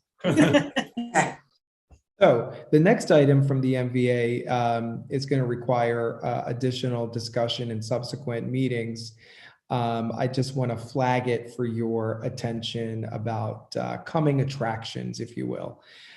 So the MVA also has been doing a lot of work. They created a parking subcommittee. They went back and looked at all of the work that we had done in recent years to look at parking issues in the village, the lack of capacity, the lack of parking movement and traffic flow, the lack of sufficient wayfinding, and so on and so forth. They looked at all the studies, the recent studies through the strategic revisioning and studies that we did through our consultant when we had a parking committee put together pre-COVID in 2018, which I chaired at the time. And they went back historically. I asked Ms. Fritzen to pull some things from archives. Former President John James also made a lot of materials available. The story has always been the same. The parking in the village has been an issue. Some of it is perceived, some of it is actual. And the MVA has been putting it all together, and they've submitted a recommendation, which I will get into more formally at our next meeting. I will put it on the agenda for greater discussion. But essentially, the MVA is recommending paid parking in Maplewood Village. It would be zoned. There will still be some free parking in certain areas. And it would be done through our existing parking provider, Park Mobile, where we have paid parking in our commuter lots. And it's something that we could do very quickly and inexpensively by turning on the switch as soon as we decide the zones and the other things that we need to decide. One of the things that is ancillary but very important to this, of course, is the issue of a parking authority or a parking utility. How easy or difficult it is to get that up and running, because obviously what we're trying to do here is parking enforcement and better parking flow. Anyway, more on that soon. I just wanted to let you know that that was officially voted and officially presented to me as a liaison for tonight's agenda, which really included the municipal budget introduction. I wanted that to have to be the star attraction and not this other big topic. So this is coming. And we need to figure it out, and we will discuss it further in coming meetings throughout the summer. That's my report. Thank you. So that brings us to discussion items, and I believe that, yes, Deputy Mayor DeLuca, you have the first one. Thank you, Mayor. This is just real simple. With the change in the South Essex Fire Department, our emergency operations plan just needs to be changed because the reference to Maplewood Fire Department is no longer viable. So I just want to get authorization for Mr. Jimes and I to go in there and start making those changes. I'll move it. Yes. Second. Ms. Adams? Yes. Ms. Fright? Yes. Mr. DeLuca? Yes. Mr. McGee? Yes. Mayor Daffis? Yes. Thank you, Ms. Fritzen. Okay, the next item is the liquor license. And what I'm trying to do here, sorry for my pause, is to locate the information, the updated bid language as per our discussion last time that Township Attorney Desiderio forwarded for our review, so we can move forward with this bid. Does anyone have it real quickly to share screen?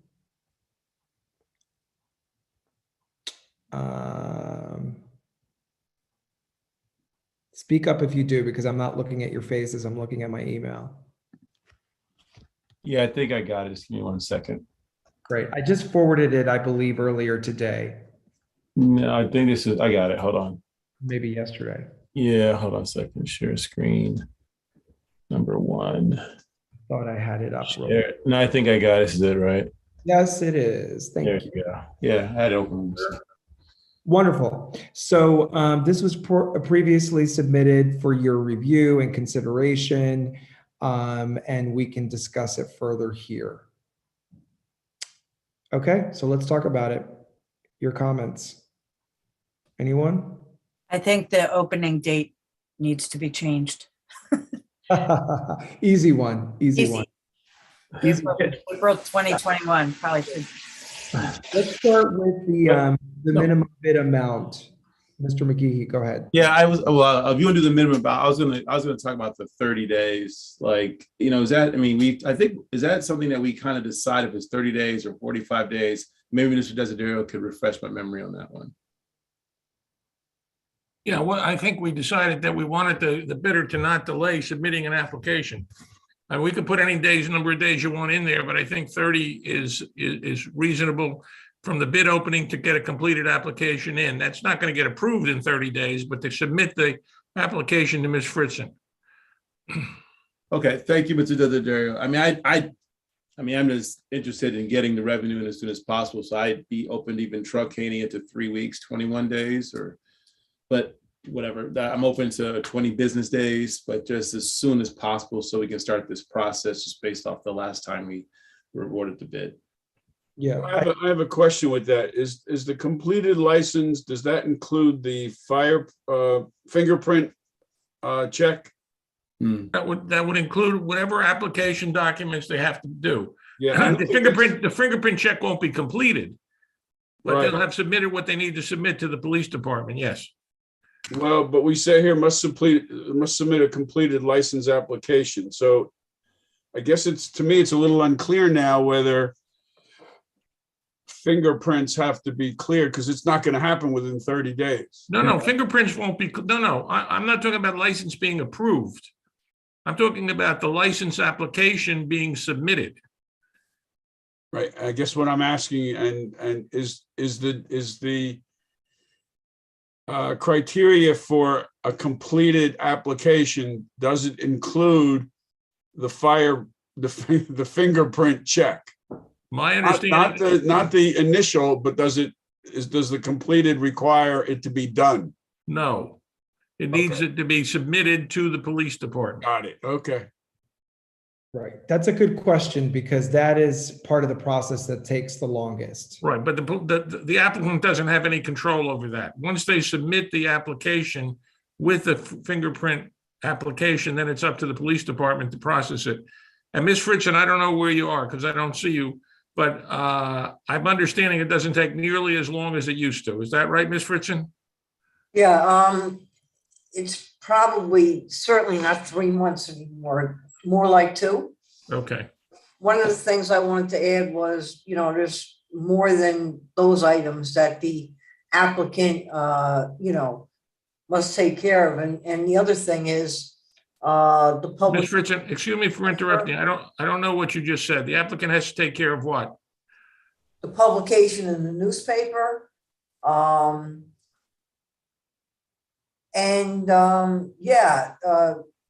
From the time that they turn the application in first, the clock really can't start ticking on day 1 because I need to have the opportunity to review the application and make sure that they've submitted all their information. You'd be surprised. You get an application in, there's blanks, there's things that had to be filled out that weren't.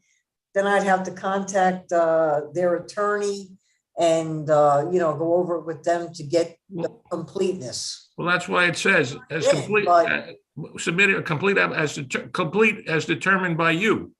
You have to certify it to be complete within 30 Correct. days. That's what it says. Correct. 30 days could be, I think it could be accomplished, but maybe you want to say between 30 and 45 days. I'll say whatever everybody wants. Okay, so Ms. Fritzen, you have experience here. What do you think is doable? Is 30 days doable? Is 45 days more doable? I think 30 to 45 days is doable. Okay, so we're saying 45 days. Yeah, 45 days would be much better. Okay, I'm glad you spoke up. Are there any other items here that you would like to see amended or anything else added? Ms. Fritzen? Well, let me just go back to item 3. So we understand that it's, yes, they submit the application. We understand they should be making an appointment to get fingerprinted within 45 days. Making an appointment to get fingerprinted. And they should be, there's some other things here. Do they have tax clearance? Ms. Fritzen, Ms. Fritzen, there's an application that is submitted to you, right? Mhm. You have absolute discretion to determine if it is complete or not. Yes, You have that authority pursuant to number 3. yes, Okay, that's all there is. If it's complete, it's complete. If it's not, it's not. okay, Within 45 days, and the applicant knows that because it's in the bid spec. okay. Okay, so we're going to move on from that. I think we've exhausted that. We're going to change that to within 45 days of being declared a winning bid, the winning bid. Let's talk about, before we talk about the minimum bid amount, let's go to item number 7. This is something we discussed last time. The license must be used in Maplewood in conjunction with an eat-in restaurant as defined in section blah, blah, blah, blah, blah, or a motion picture house / theater. Are we comfortable with this language? As defined in section 271-3, does 271-3, is it broad with respect to how it defines eat-in restaurants? It's what's defined in the zoning code. It's what we use for zoning purposes. I mean, that's what Mr. DeLuca made reference to at the last meeting. Okay, are we comfortable with that? Everyone comfortable with that on the TC? Okay, I see no objections or any. Yeah, I mean, I have the code in front of me, so I'll say yes for now.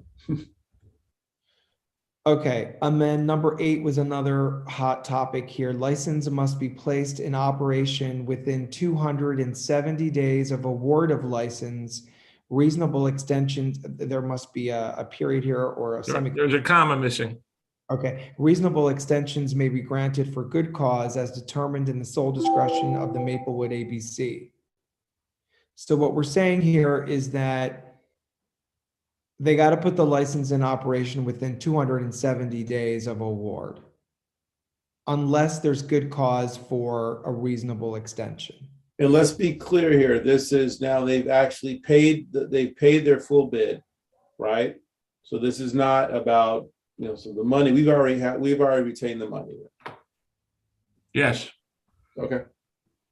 Then I don't have any too much, I mean, I'd like to see it truncated from 270 days is a long time. And if I'm a business owner, I don't want to hold on to this theoretically $500,000 asset and not get an ROI on it for 270 days, but I leave the discretion of my colleagues. There was no magic to the 270. That's what I took from the last discussion. I think it's mostly because it takes quite some time to fit out a restaurant bar, if you will. So, 270 seems like a long time, but they may change their plans if they didn't have a liquor license, for example, and things would be different. So I think that's reasonable. Yeah, and I'm fine with it. As long as we have the money, it can be 2,700 days. Well, no, actually, I don't think that's right. Because that's what happened with the last license. We weren't happy with where they were going to do with it. So we had to give the money back. Well, I like the line that there's they can get an extension, but they would have to come to us with a reasonable reason. And then that's fine. And we could do we need to say how long the extensions can be? Or is it just what they will ask for, like a 60-day extension or whatever? It's in the sole discretion of the Maplewood ABC. I think given the nature of construction nowadays, we should just deal with it as it comes. Yeah. Mr. Desiderio, the last sentence of that, failure to comply with this provision may result in forfeiture of the license without return of the bid amount. So like Mr. McGee, he said, if it's 2,000 days, we could, they could forfeit the license if they don't produce, right? Yes, sir. You don't have to pay them back. That was the intent, yes. Right, okay. Okay, so are we comfortable leaving this as is? 270 days of what, 9 months? Yes, yes. And obviously they can do it earlier if they can. It's just within. All right. The other language is a language that we always use. We used recently, no changes there. Let's look at the minimum bid amount. Are we comfortable at minimum bid at 420 or should we raise it? Where is CFO Joe when you need him? For some reason, CFO Joe was told not to be here tonight. But Yeah. whatever. I would do 450. I second that.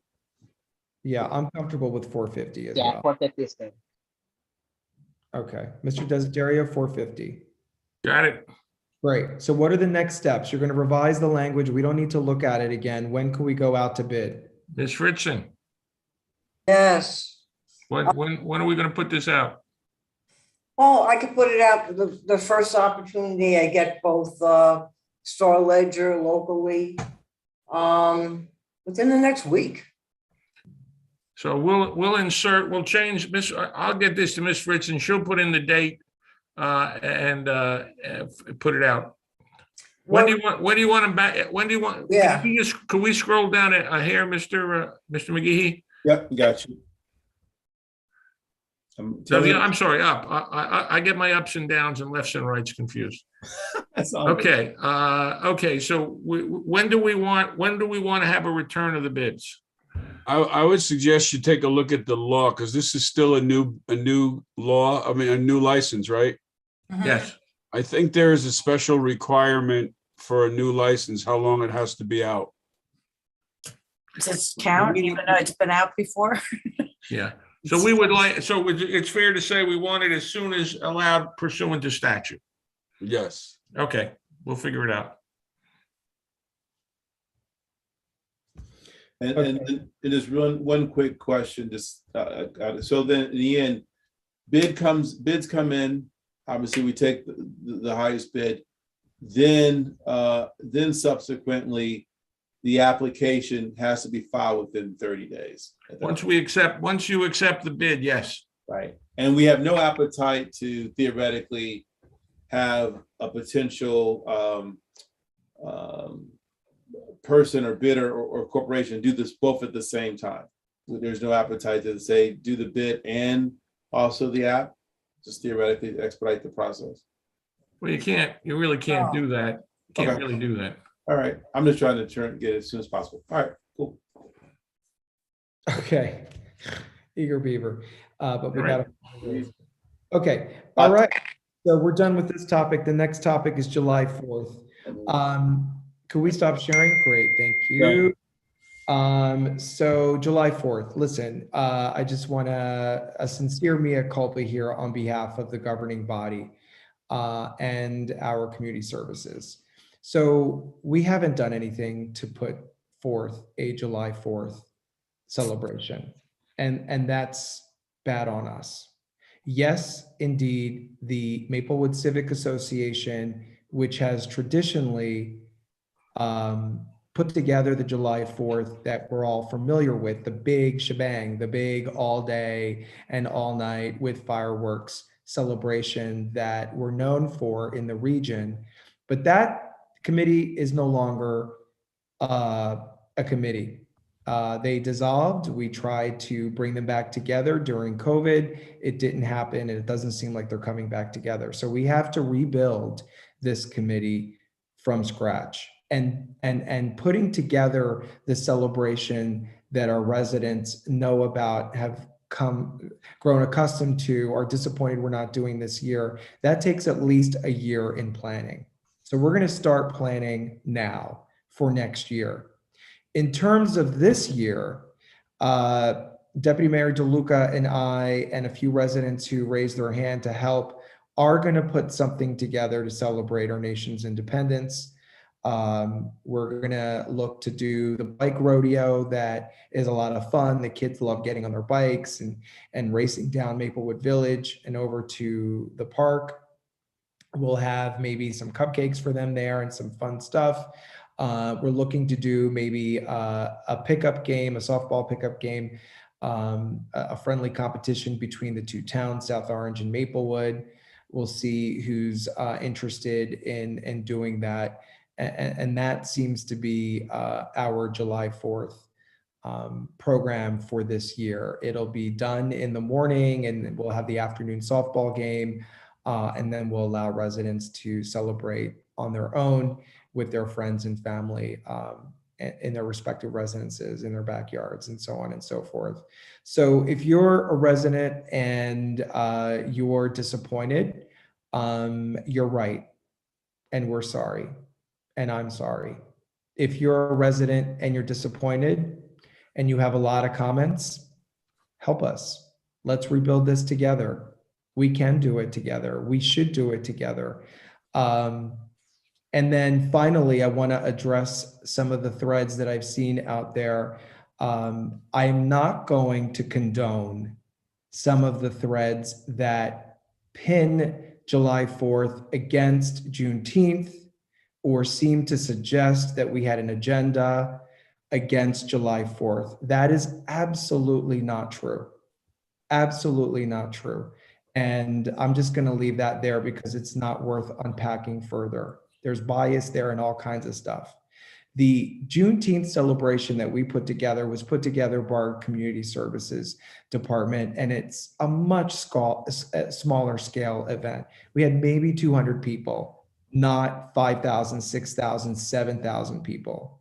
It doesn't require street closures. It doesn't require fences and the massive OEM coordination and the other components that go into putting the big July 4th evening with fireworks celebration.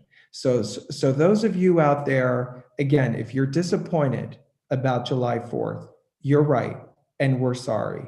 But if you're trying to make it something else that it's not, by comparing it to Juneteenth or suggesting something nefarious, stop it. Just stop it, because it's not true. And that's it for July 4th. Any comments? Yeah, I would just like to add that we had talked about, I don't remember when, before COVID, I guess, about scaling back some of the July 4th stuff that wasn't original to the way it was, and then was like added, where we had the big loud music and the stage and everything. And I think there was consensus, at least then, and just something to keep in mind is scale that back, and just, there was fireworks and I think a community band and stuff like that. So it was a lot more low key in the evening. And then there was a full day of foot races and baking contests and eating contests, which I won a few times, I'm not gonna lie. And then the baking or the eating? Both. But anyway, so there, yeah, I just want that to be kept in mind as we move forward in planning for next year, Mayor. Thanks. And Mayor, one more thing also, people forget that July 4th is a substantial expense. And I mean substantial. And to the point that we charge people, we fence. So it's not really theoretically, it's not really a community town event. We actually fence off our fields, and you have to pay money to go into certain parts to enjoy the festivities. So let's not forget that this is not like free for all like Juneteenth was.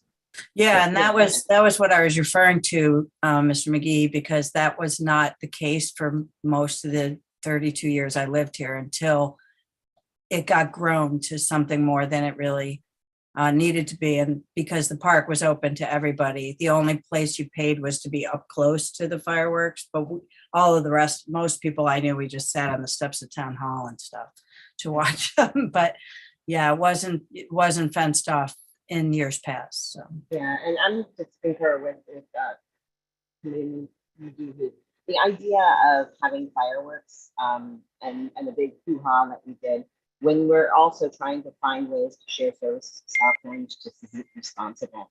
We have opportunities to try to scale back in a way that not only builds community between the two sister towns, but also with the area around us. I mean, there's fireworks that happen literally the second we finish our last kaboom that happen in Milburn, not a half mile from where we're doing our stuff. So in years past, we talked to some of the elders in our community, that's what people would do.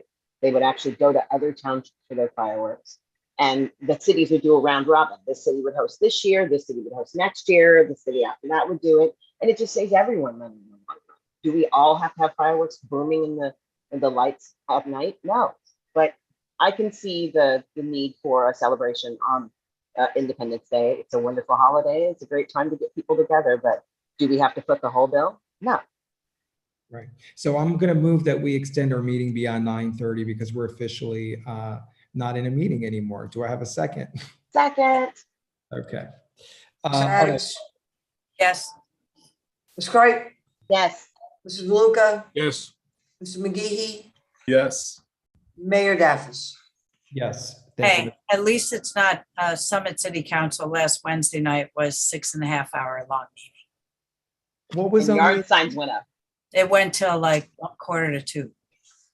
No, that's never going to happen. That's never going to happen. All right, so we're moving on. We closed out our discussion items. Thank you all for your input regarding July 4th. We're going to build this back, and it's going to be wonderful. And be part of that. You know, that's all we're asking. Be part of that and work with us, since we don't have a civic association that led the way in years past. Okay, so our consent agenda, I'm going to ask for a motion to adopt items A through K, M through O, and Q through X in our consent agenda. Someone move that? Move it. Do we have a second? I'll second it. Ms. Adams? Yes. Ms. Cripe? Yes. Mrs. DeLuca? Yes. Mr. McGehee? Yes. Mayor Daffis? Yes, thank you. So there's 3 resolutions I pulled out, as I stated in the opening introduction of our agenda tonight. The first one is 214-22. And this is the resolution basically to award the contract to get pickleball in town. Thank goodness. And finally, we have been talking about this for 2 years, and Deputy Mayor DeLuca and I have our paddles ready to play pickleball. And I think a whole bunch of people are ready to play pickleball in town. I just want to make sure that the location is Walter Park. I want to make sure that we're being thoughtful about that.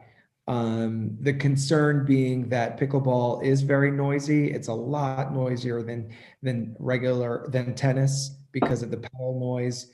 And in some of our neighboring towns where this is going on, residents have fought pickleball or asked the town to reconsider the location to a place that's not dense, not right up next to a house or two, and to put up noise cancellation fences. So I understand that Memorial Park's tennis courts are a hot mess.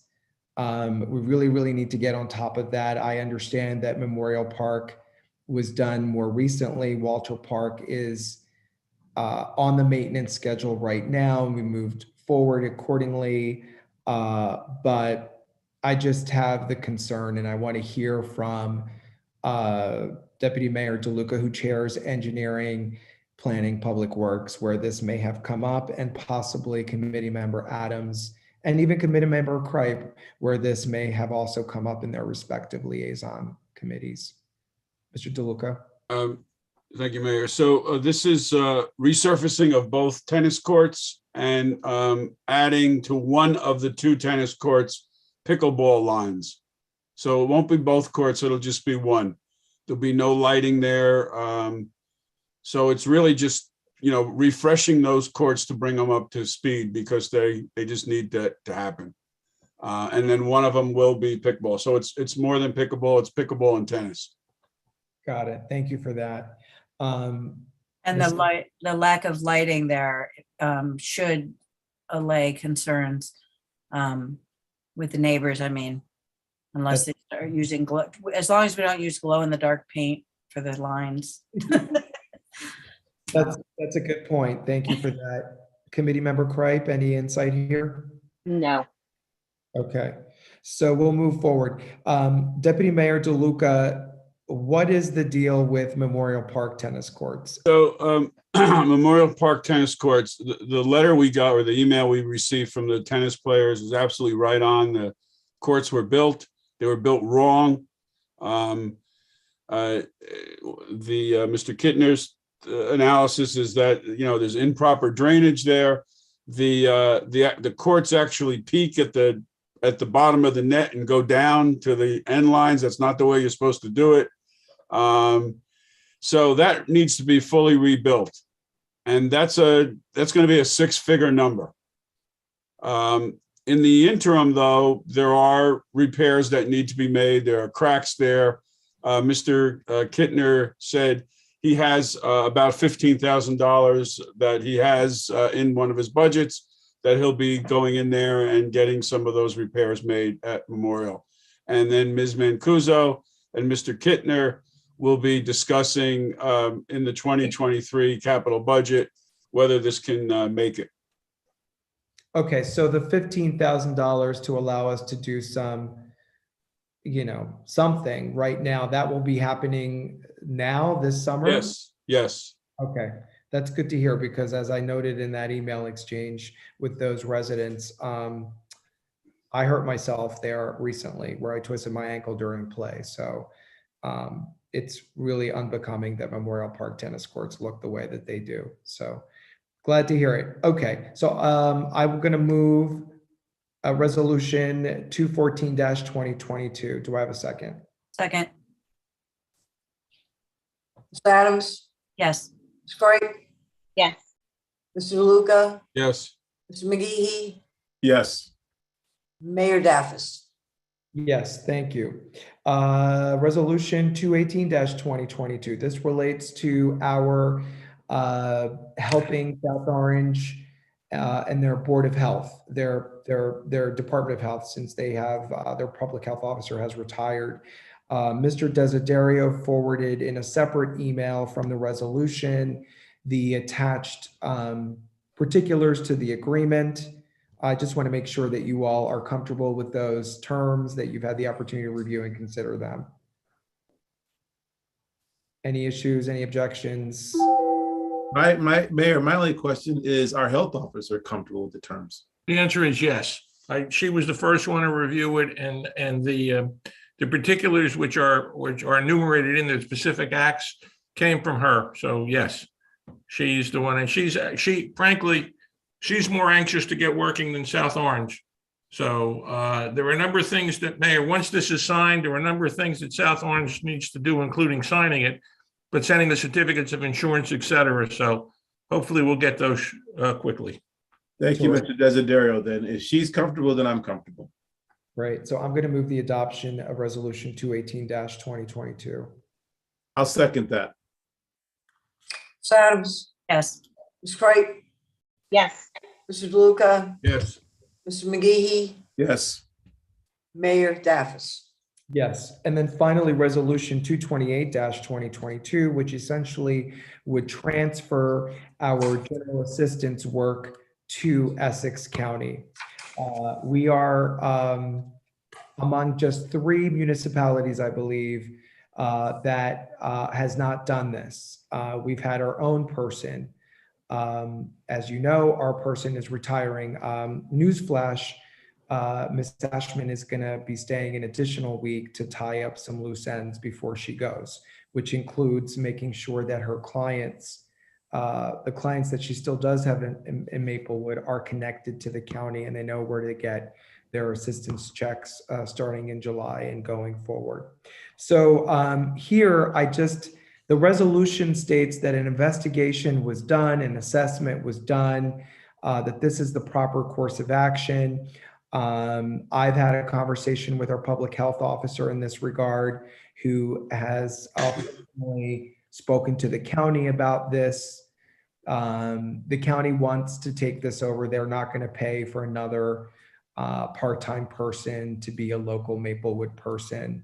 I want to ask Township administration about their efforts here in this regard. What did you look at? How did you assess this? And who is going to do the other work outside of the general assistance, like the pool pals and the other stuff that our social services person was doing? So to take the last question, we have to internally team up to figure out how we're going to do the pool pal. And with the incumbent staying on an extra couple of days, that's going to give us the opportunity to sit down with her and figure out the best way to go about this. Obviously, it's going to be an endeavor that, nobody outside of her has ever dealt with before, and we're dealing with confidential information. So we want to make sure we do that the right way to serve the citizens in that regard. As far as the analysis on, this resolution, the health officer did reach out immediately to state and county representatives after she was notified of the resignation. And we were advised through the state and county, or she was advised through the state and the county reps, and conveyed that to my office, that was the only option available at this point. And, I've seen, I've taken a look at some of the statutes cited, and I haven't seen anything that authorizes us to participate in these services. And it seems that we were, I guess, grandfathered, for a lack of a better word, to where we can't hire somebody to perform these services. We can only have the situation we had in the past with the county funding this position in our building, which, as you correctly stated, that they're not interested in doing any longer. Maybe from their end, it's just not an efficiency. But I have spoke with her today, Ms. Ashman, and I thanked her for staying on for a couple of days. She's going to tie up those loose ends, as you said, and we're going to make sure that nobody we serve, goes without as a result of this, and the transition will be smooth. She's been in that process, since she informed us of her resignation. She's been in that process of reaching out to her clients as well. Terrific. Just a little background. At one point, Maplewood and Milburn did a shared service for the welfare director. And that made sense at the time because I think the county felt that we could deliver services better to the clientele in our two communities. And then I think Milburn went to the county and we got left alone. So it's a natural progression. And I know Councilman Ramos, who's the head of the welfare, has been very interested in absorbing the Maplewood roles, because they can do it in a more comprehensive way. They can just do so many more things for folks. So it makes a lot of sense. Yeah, it's just going to take some time for our remaining clients on general assistance here in Maplewood to get used to the fact that they're no longer going to have someone here locally. But again, that's what we're going to make the best of the next couple of weeks that we have with Ms. Ashman still with us. So thank you, Mr. Jimes. And in light of all of that information, I'm going to move adoption of resolution 228-2022. Second. Ms. Adams, Yes. Ms. Coit, Yes. Mr. DeLuca, Yes. Mr. McGeehee, Yes. Mayor Daffis. Yes. Thank you, Ms. Fritzen. Can I get a motion to approve all the reorganization minutes? Move them. Second. Ms. Adams, Yes. Ms. Coit, Yes. Mr. DeLuca, Yes. Mr. McGeehee, Yes. Mayor Daffis. Yes, thank you. I'm going to move approval of the regular minutes for our meeting on January 4th and approval of the closed minutes for our closed meeting on June 8th. So moved. Second. Ms. Adams, Yes. Ms. Coit, Yes. Mr. DeLuca, Yes. Mr. McGeehee, I'm going to say yes to the regular minutes, but I'm abstaining from close. All right. Daffis. Yes. Thank you, Ms. Fritzen. This brings us to our second and final public comment period for any subject matter. Do we have any members of the public who wish to address the Township Committee on any item? Please raise your hand. Any members of the public, please raise your hand. Going once, going twice. All right. Mayor, I move we adjourn. Second. All in favor? Aye. Good night. See you on July 5th, everyone. Thank you. Thank you. 29th, the 29th, right? 29th, correct, special meeting. 29th. 29th.